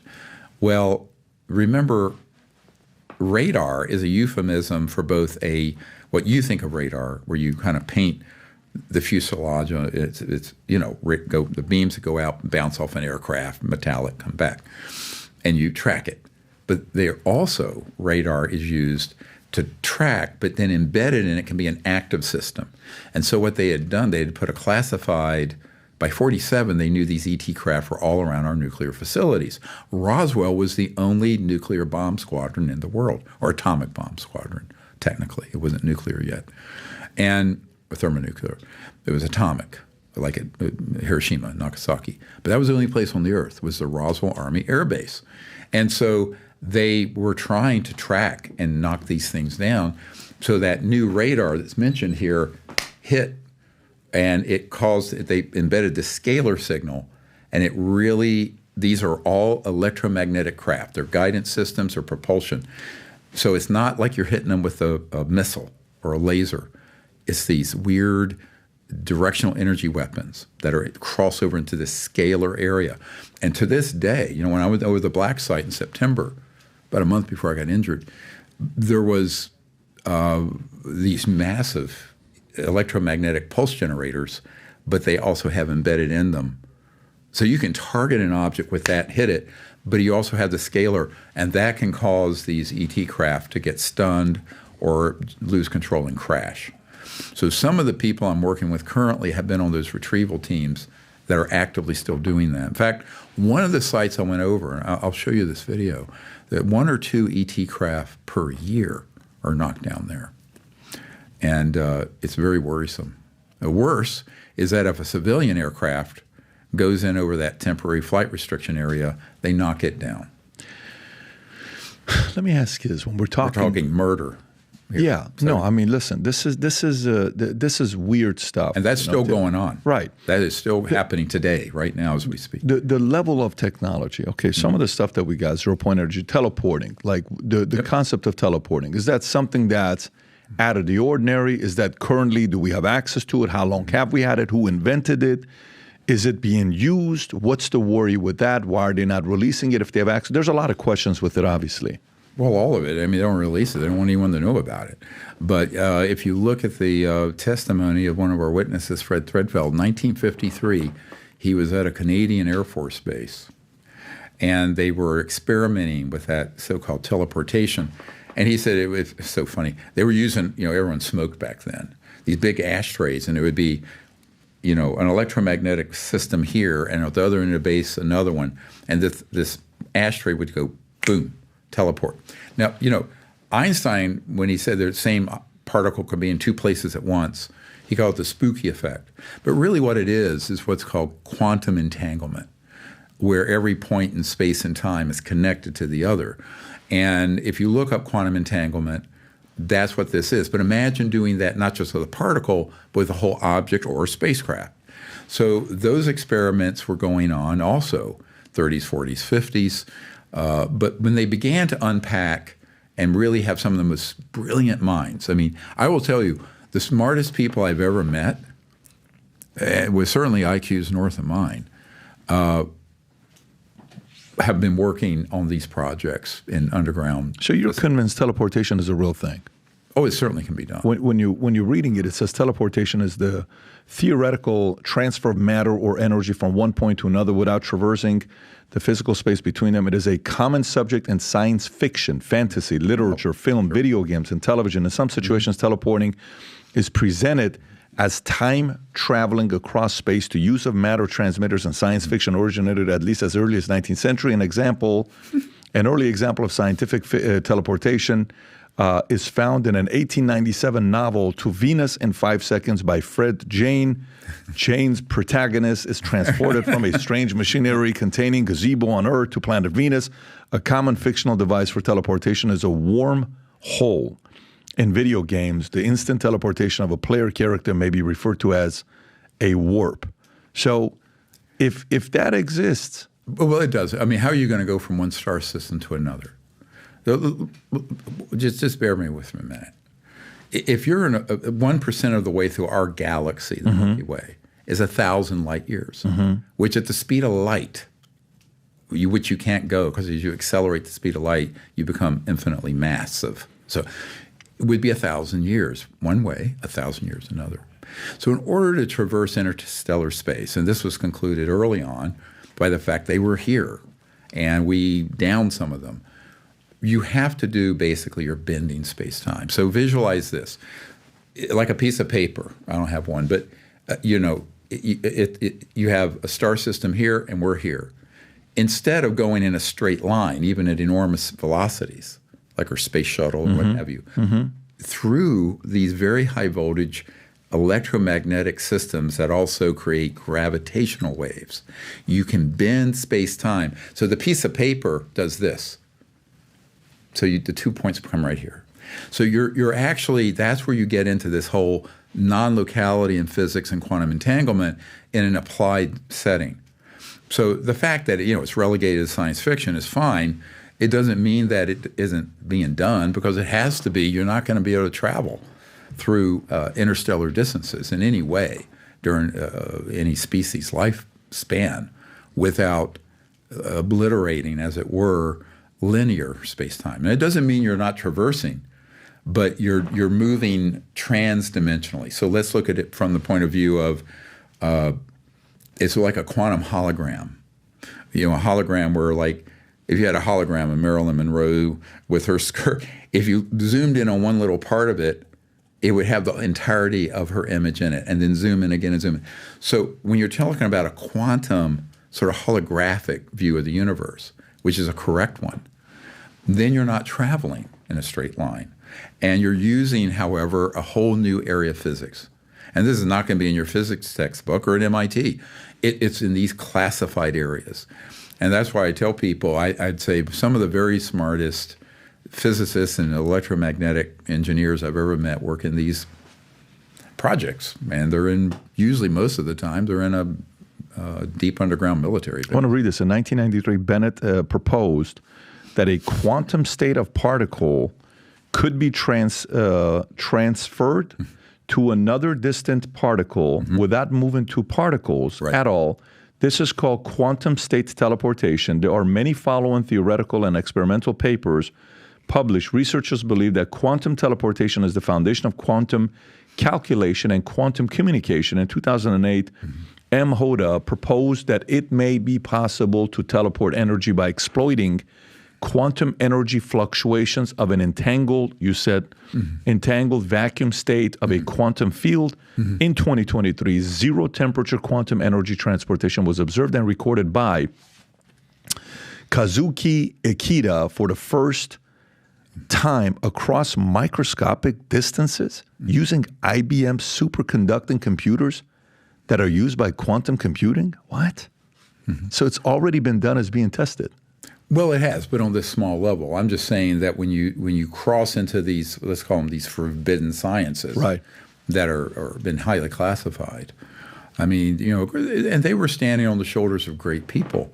Nikola Tesla discovered many of this phenomenon. There are others. I mentioned the Biefeld-Brown effect with electrogravitic. So what's called electromagnetic gravitic, where certain voltages cause objects to float and change their structure.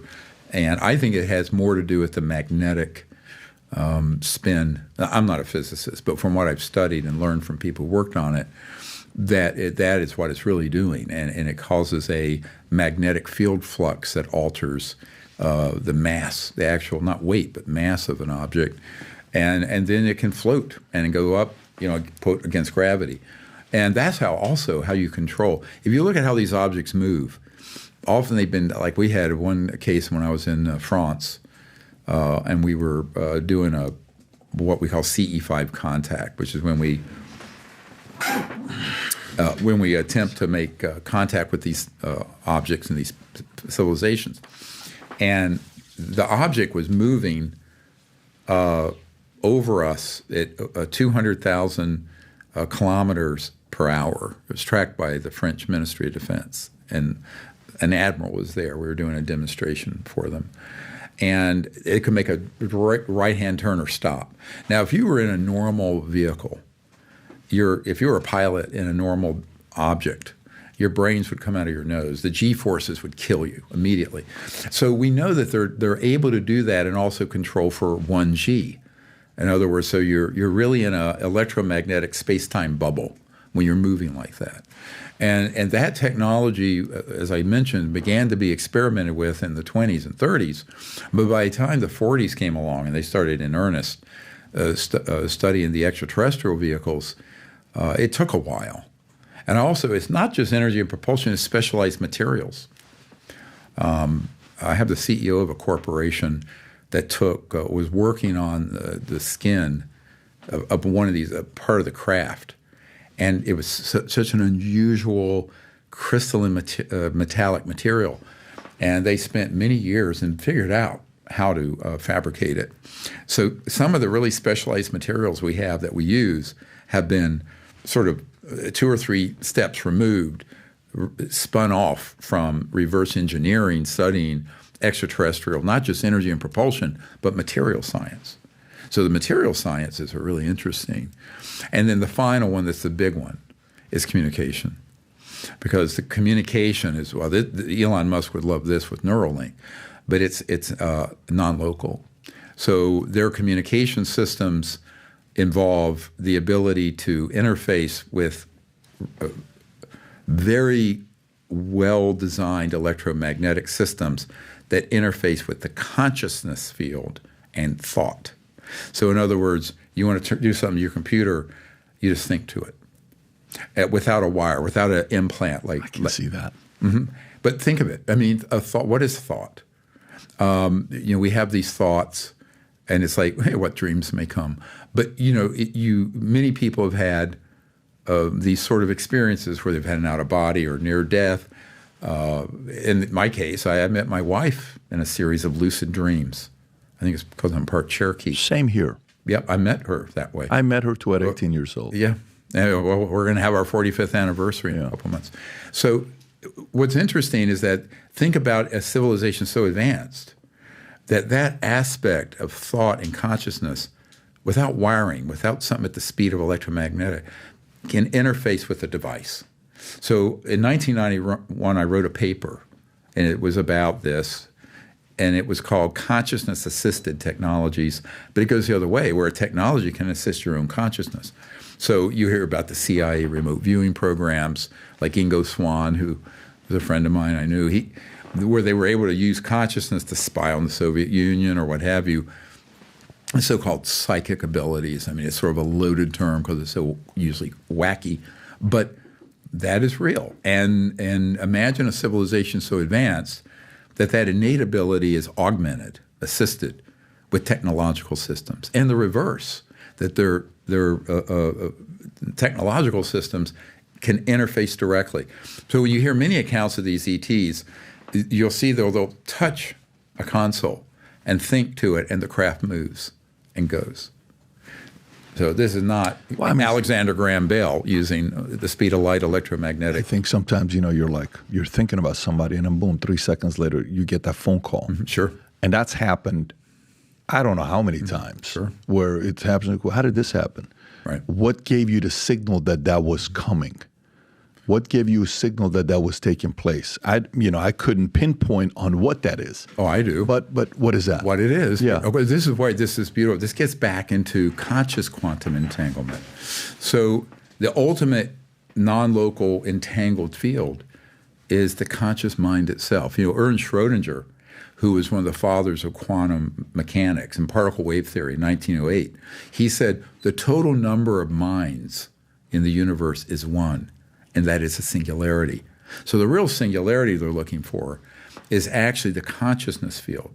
So you and I are speaking right now, and you have your individual self and ego and personality, and I have mine, but we're both awake.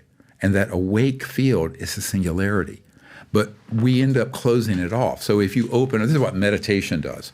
Meditation enables you to connect to that deep or transcendent aspect of consciousness that's actually omnipresent. It's everywhere. It's not limited by space and time, which is why people can have experiences of a lucid dream and see something in the future, or an intuition.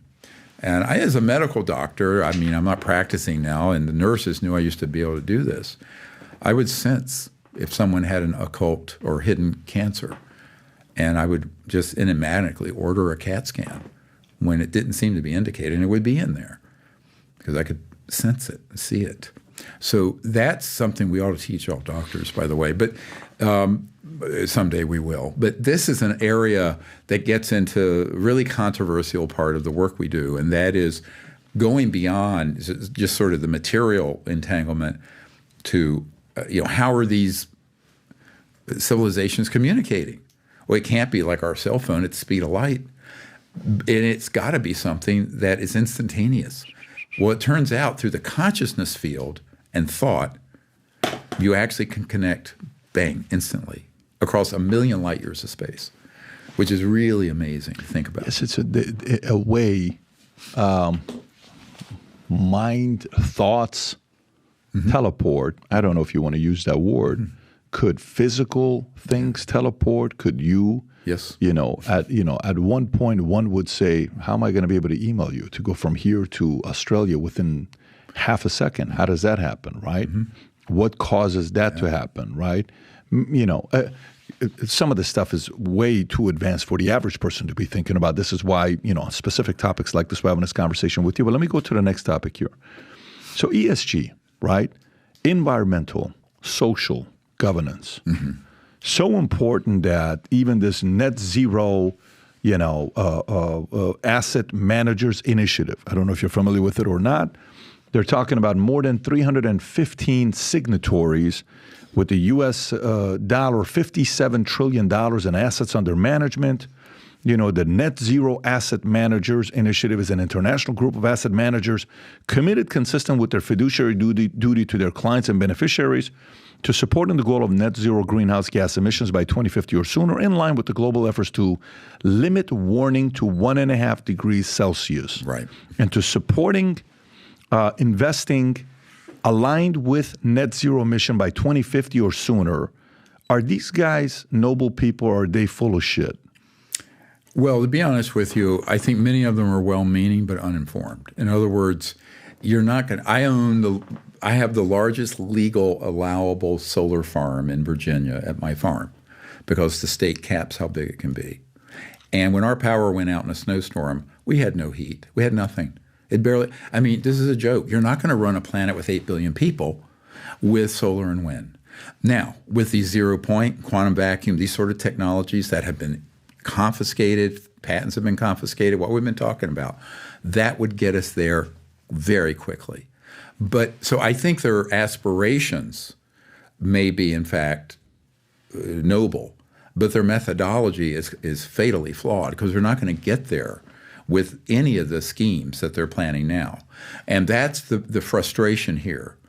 Now, ironically, I was at a meeting in 2013 off the coast of Australia. It was a group of world muckety-mucks. I was asked to give a keynote at this thing. I think it was 120 people flown in on this island. And one of the people there was the head of international, I think it was International Greenpeace director. He was so hostile to what I was saying because I pointed out that the only way we're going to get to these solutions to clean up the oceans and the air and all this is to bring out these technologies. And he wouldn't hear of anything except the orthodoxy of wind and solar. And I said, but, have you actually run the numbers on that? You can't get there from here. With 8 billion people, there's not enough energy density or reliability in wind and solar, plus wind doesn't blow all the time and the sun isn't up all the time. And the battery storage needs are ludicrously huge. We have no ability to do that. So the solutions are going to have to come from the high-tech classified sector. Good news to all your children and mine is that we have the solution. The bad news is a bunch of Nazis, and I use that word like petro-Nazi, true fascist, ruthless people are keeping it secret. And I'll just put it on the table. And you're not going to get there by wishful thinking and holding hands and singing Kumbaya.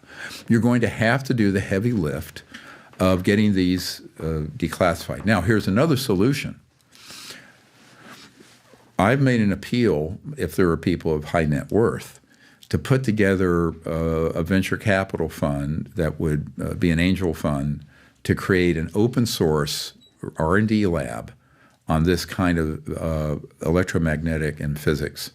And I think with the information that we have, that probably in a couple of years we would come out without the government declassifying anything, since most of the government doesn't have access, or these big corporations releasing it, we could bring it out. And if you open sourced it in a multi-centered way, streamed it on the internet, the whole lab streamed, the instant you got your eureka moment, everyone who's an engineer or physicist would have the solution. There'd be no patent. There'd be no intellectual property restriction. That's what I've been proposing that we do. And honestly, if you're actually wanting to spend a fraction, a millionth of a percent of what they're going to spend on this scheme, you'd get to this solution probably in a couple of years. A question for you. What do you think about Terrence Howard? Did you watch the podcast with him and Joe Rogan? I did not. You did not? Mm. So you don't see what things he was talking about? No, I didn't. There's a very viral interview. Are you familiar with Billy Carson? Oh, yeah, I know him very well. What are your thoughts on Billy Carson? Oh, yeah, I think he's doing some good work. He's here locally. And last year I got the Disclosure for Humanity Award from his organization. Right. We had him on 2 days ago. I thought it was very interesting. Listen to him. Very interesting. Would you say you guys are very similar on some of the ideas and beliefs, or where do you Well, I don't know because I didn't see that interview. And honestly, this sounds terrible. I don't have time I don't look at other things much. And I just am overwhelmed. I mean, you take unpack a little bit of what I tell you we're doing. I've with this huge family and flying all over the world and working with all these covert things. I'm not sitting and looking at these things. I wish I could tell you. I appreciate that. I plead my ignorance, and it's not to dismiss anyone. It's just I don't have time. I want to wrap up on this. I think one of the things you said when I was watching, the Lost Century, right? And at the end, you said you wanted to build a facility that's going to be open source 24/7. You're working on stuff, and there's cameras for other people to see on whatever you're building, right? This whole concept of open source probably became more mainstream when Elon started talking about all our stuff is open source. Open source is a phrase that's been around for a long time, but he just kind of took it to a whole different level with, a few 100 million followers. I'm like, oh, what is open source? Let me look into this. So walk me through why, your idea of open source and how that would protect both everyone, why that's a good idea, is it going to get others to look and see, well, what if we can do it better? And what if we can do it better? What are your thoughts on that? Well, see, that's the beauty of crowdsourcing information. So let's say you're working on a system and you get stuck because you're having a problem rectifying the electromagnetic frequencies or whatever. If it's open source and it's streamed, you have scientists all over the world, there would be a specialist in there that could pipe in and say, well, try this, right? So you collapse timeframes. Secondly, and this is more important, if you do it secretively, the minute you get that eureka moment, the door is going to get kicked in, the device is going to get confiscated, and you're going to get a national security order on it, or you may get killed. Whereas if it's being streamed and the old saying, the whole world's watching, that can't happen. And the other is that it can't be black shelved. If a corporation does it, I know people who become very wealthy by having an invention like that, and they say, well, hey, what's your price? Here's $50 million, go buy a Lamborghini. And, they sold this. And they sold, and that corporation puts it on a black shelf. Right. And it never is seen. Or the patent office. In our archive, you'll see an interview. Shell did it, right? Shell bought one of the guys for $25 million, if I'm not mistaken. Oh, absolutely. Yeah. Yes, happens all the time. Right. I've been, since 1991, I've been dealing with inventors that keep having that happen. The other is that if you go the patent route, there is a provision in the patent laws related to this Secrecy Act you talked about. And if you look at the interview we had with Dr. Paul Vallone, who is a physicist who was in the patent office, he blew the whistle that they were doing this. And we have that. We have that interview with him. He ended up suing the patent office because he was terminated and fired and won a settlement, so he won't talk about it now. You said Vallone, Paul Vallone? Yeah. How do you spell Vallone? Vallone. Got it. Dr. Paul Vallone. Yeah. He's a PhD physicist. So, we have all that information. So what I've tried to do is say, over the last 100 years, how has this gone sideways when people have got these discoveries? And so the idea of doing this live on the internet, streamed, backed up, multi-centered, but also where there's no intellectual property or patent attached to it. It's basically you're squeezing the toothpaste out of the tube so fast no one can put it back in, and that I don't think would be so easily frustrated as say someone doing a stand-up, a startup company, and they're doing it secretively, and it's like the next iPhone, we're going to keep it under wraps. That's how you end up dead or getting confiscated. And one of the things that I've found is people don't learn from history. Like if you study this history of these sort of incredible technologies and inventions, you'll see a certain number of patterns. And one of them is this, that people who try to do it, even with the best intentions, but are trying to monetize it at the front end and keep it a secret or a patent or a special sauce, it never gets out to the public, and they never end up getting anything for it unless they take a bribe. Who was the guy you spoke to, the fellow where you said, look, I'm telling you, make it open source, leak it to everybody. No, I'm not going to do it. I'm pretending. Then boom, he was killed. Who was the guy? You talked about somebody on The Lost Century. Well, I'm not sure in that film. There were several people that have had that happen. It's a tragedy. Was it Thomas Moray or no, not Moray? It was one of the ones you had a conversation I with. have to look at I've dealt with hundreds of these inventors over the years. Who don't want to give it up, who don't want to make it They make the same mistake over and over and over and over. Well, actually, one of the groups was, the guys who bought all the Stan Meyer. He had a car that was running on water, and that was real back in the 90s, I believe. And but he also, what everyone didn't know, he had a toroidal, a donut-shaped electromagnetic device. Yep. And you'll see a picture of this thing because we were going to try to get that collection because he had died. Everyone thinks he was poisoned. We don't know, but he dropped dead suddenly. But there was a group that had a lot of funding from an offshore source who I know now. But we didn't know who they were, and they got all that material, and they were studying it, basically reverse engineering Stan Meyer's inventions, including this electromagnetic. It was like a donut-shaped object that was free energy, and it had a national security order on it from way back then. I think from the 80s, and when they got it operational, they were sabotaged. They were a death threat. So I got a call from their big funder, Lord so-and-so, I'm not going to say it on the air because I've kept this confidential, who was providing all the money. And I said, well, I told them, if you do this secretly, when you hit that eureka moment, it works, you're going to run into the mother of all buzzsaws. And they did. And he says, well, what should I do? I said, you need to have them open source this, dump it on the internet immediately into me, and I'll see that it gets to millions of people. They wouldn't do it. They still thought they could keep it secret. They were going to go to another country. I said, dude, you're going to have to go to another damn planet, right, to protect yourself. So the next thing I heard, I think it was more than a dozen of them were killed. And all that everything vanished. And that wasn't that long ago. That was just a few years ago. And, I've seen this happen too often. So everyone who gets dollar signs in their eyes, I'm going to be the next Rockefeller of energy.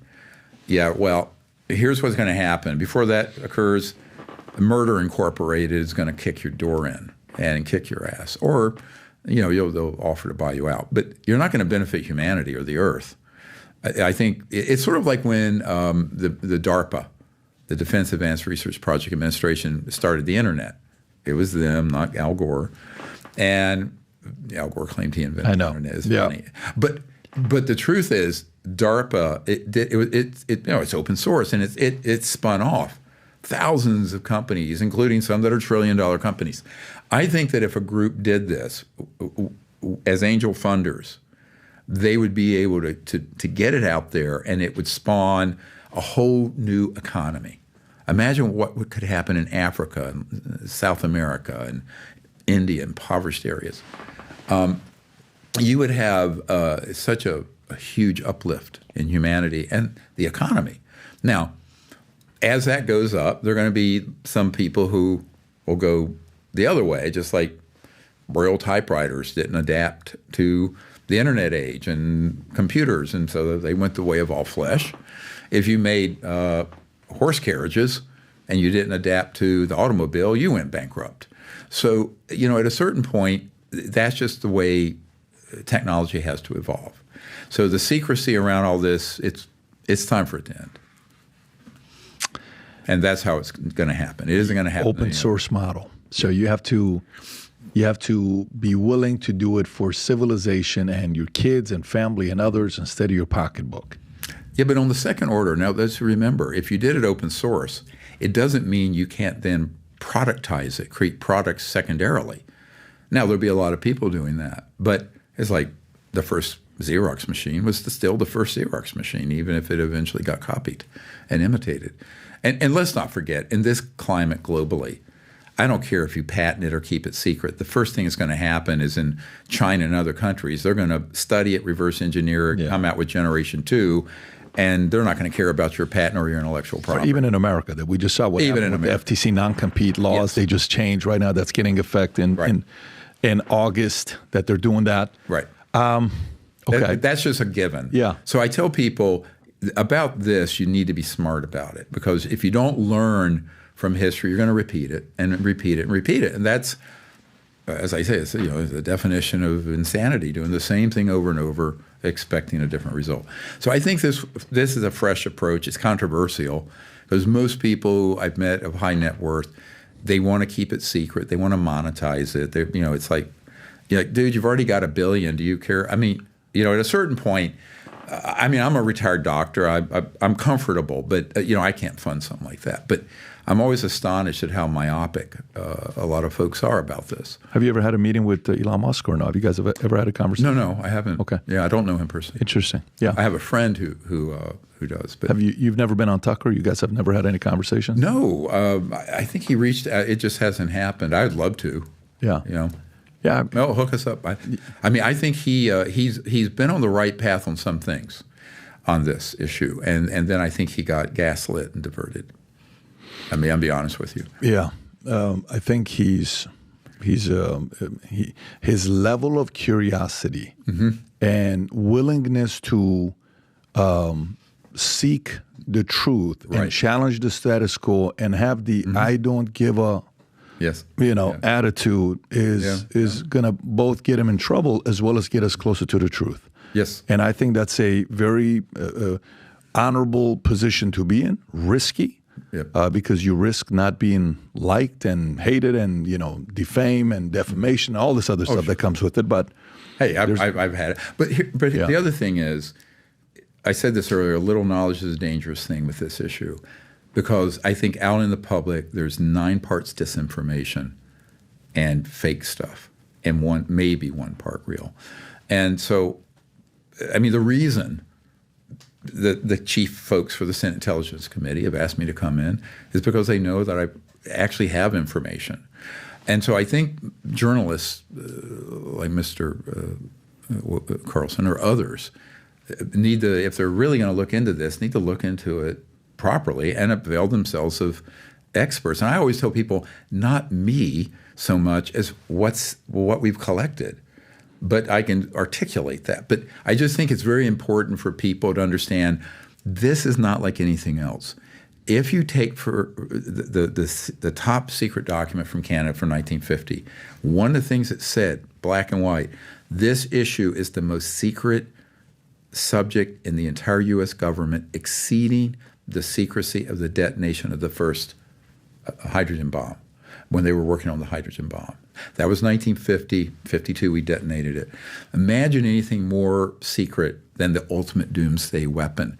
And what kind of counterintelligence and disinformation has been pushed out to the public to gaslight people and divert them. So I think people have to take that document seriously and say, well, what has been done? Yeah. And that's been my huge challenge, is to sift the truth from the fiction to the best I can. Rob, let's put the link below on chat, when it goes live, on Spotify, on Apple. Can you say the domain so even some of the people that just listen to the audio, they know how to go find it? If you can give the domain. If you want to find it, go to drstevengreer.com and from there you can go to it. Okay, fantastic. So that's the easy way to go to it. And also, just a little appeal. 2 things. Next, in July, we're going to have a gathering in California, in Temecula, that if people want a webinar with that, they're going to learn a whole lot more about all this, including the CE5 contact. And there's an app for CE5 contact you can get. We're also crowdfunding the archive because it's going to cost us 6 digits a year, and the only way we're going to keep it free, we don't have a paywall up. We're keeping it free. But the only way to keep it free is that people contribute. So we're asking for people. Where do they do? On your website or on? Yes. Okay. Yeah. It says donate right there at the top. Yes. I see it. Fantastic. Last time we did it was 4 years ago. Yeah. Okay. I'm hoping the next time we do it, it's not 4 years from now. Yeah, let's do that. I agree. I really enjoyed it. I appreciate your work. Yeah. I had never heard about Invention Secrecy Act until I watched your documentary. And now I'm so curious about it. I want to know what's behind it. There's a high level of curiosity. Yeah. And I highly recommend everybody, if you don't go to his website, go watch the documentary, The Lost Century. And you'll see what it's going to do to you when you start thinking about some of these clips. This is a podcast. This documentary actually shows these people that had the inventions and what happened to their lives. I think it's very, very important for everybody around the world to watch this. Dr. Steven Greer, thank you so much for coming out. This was fantastic. Appreciate it. I appreciate you. Take care, everybody. Bye-bye.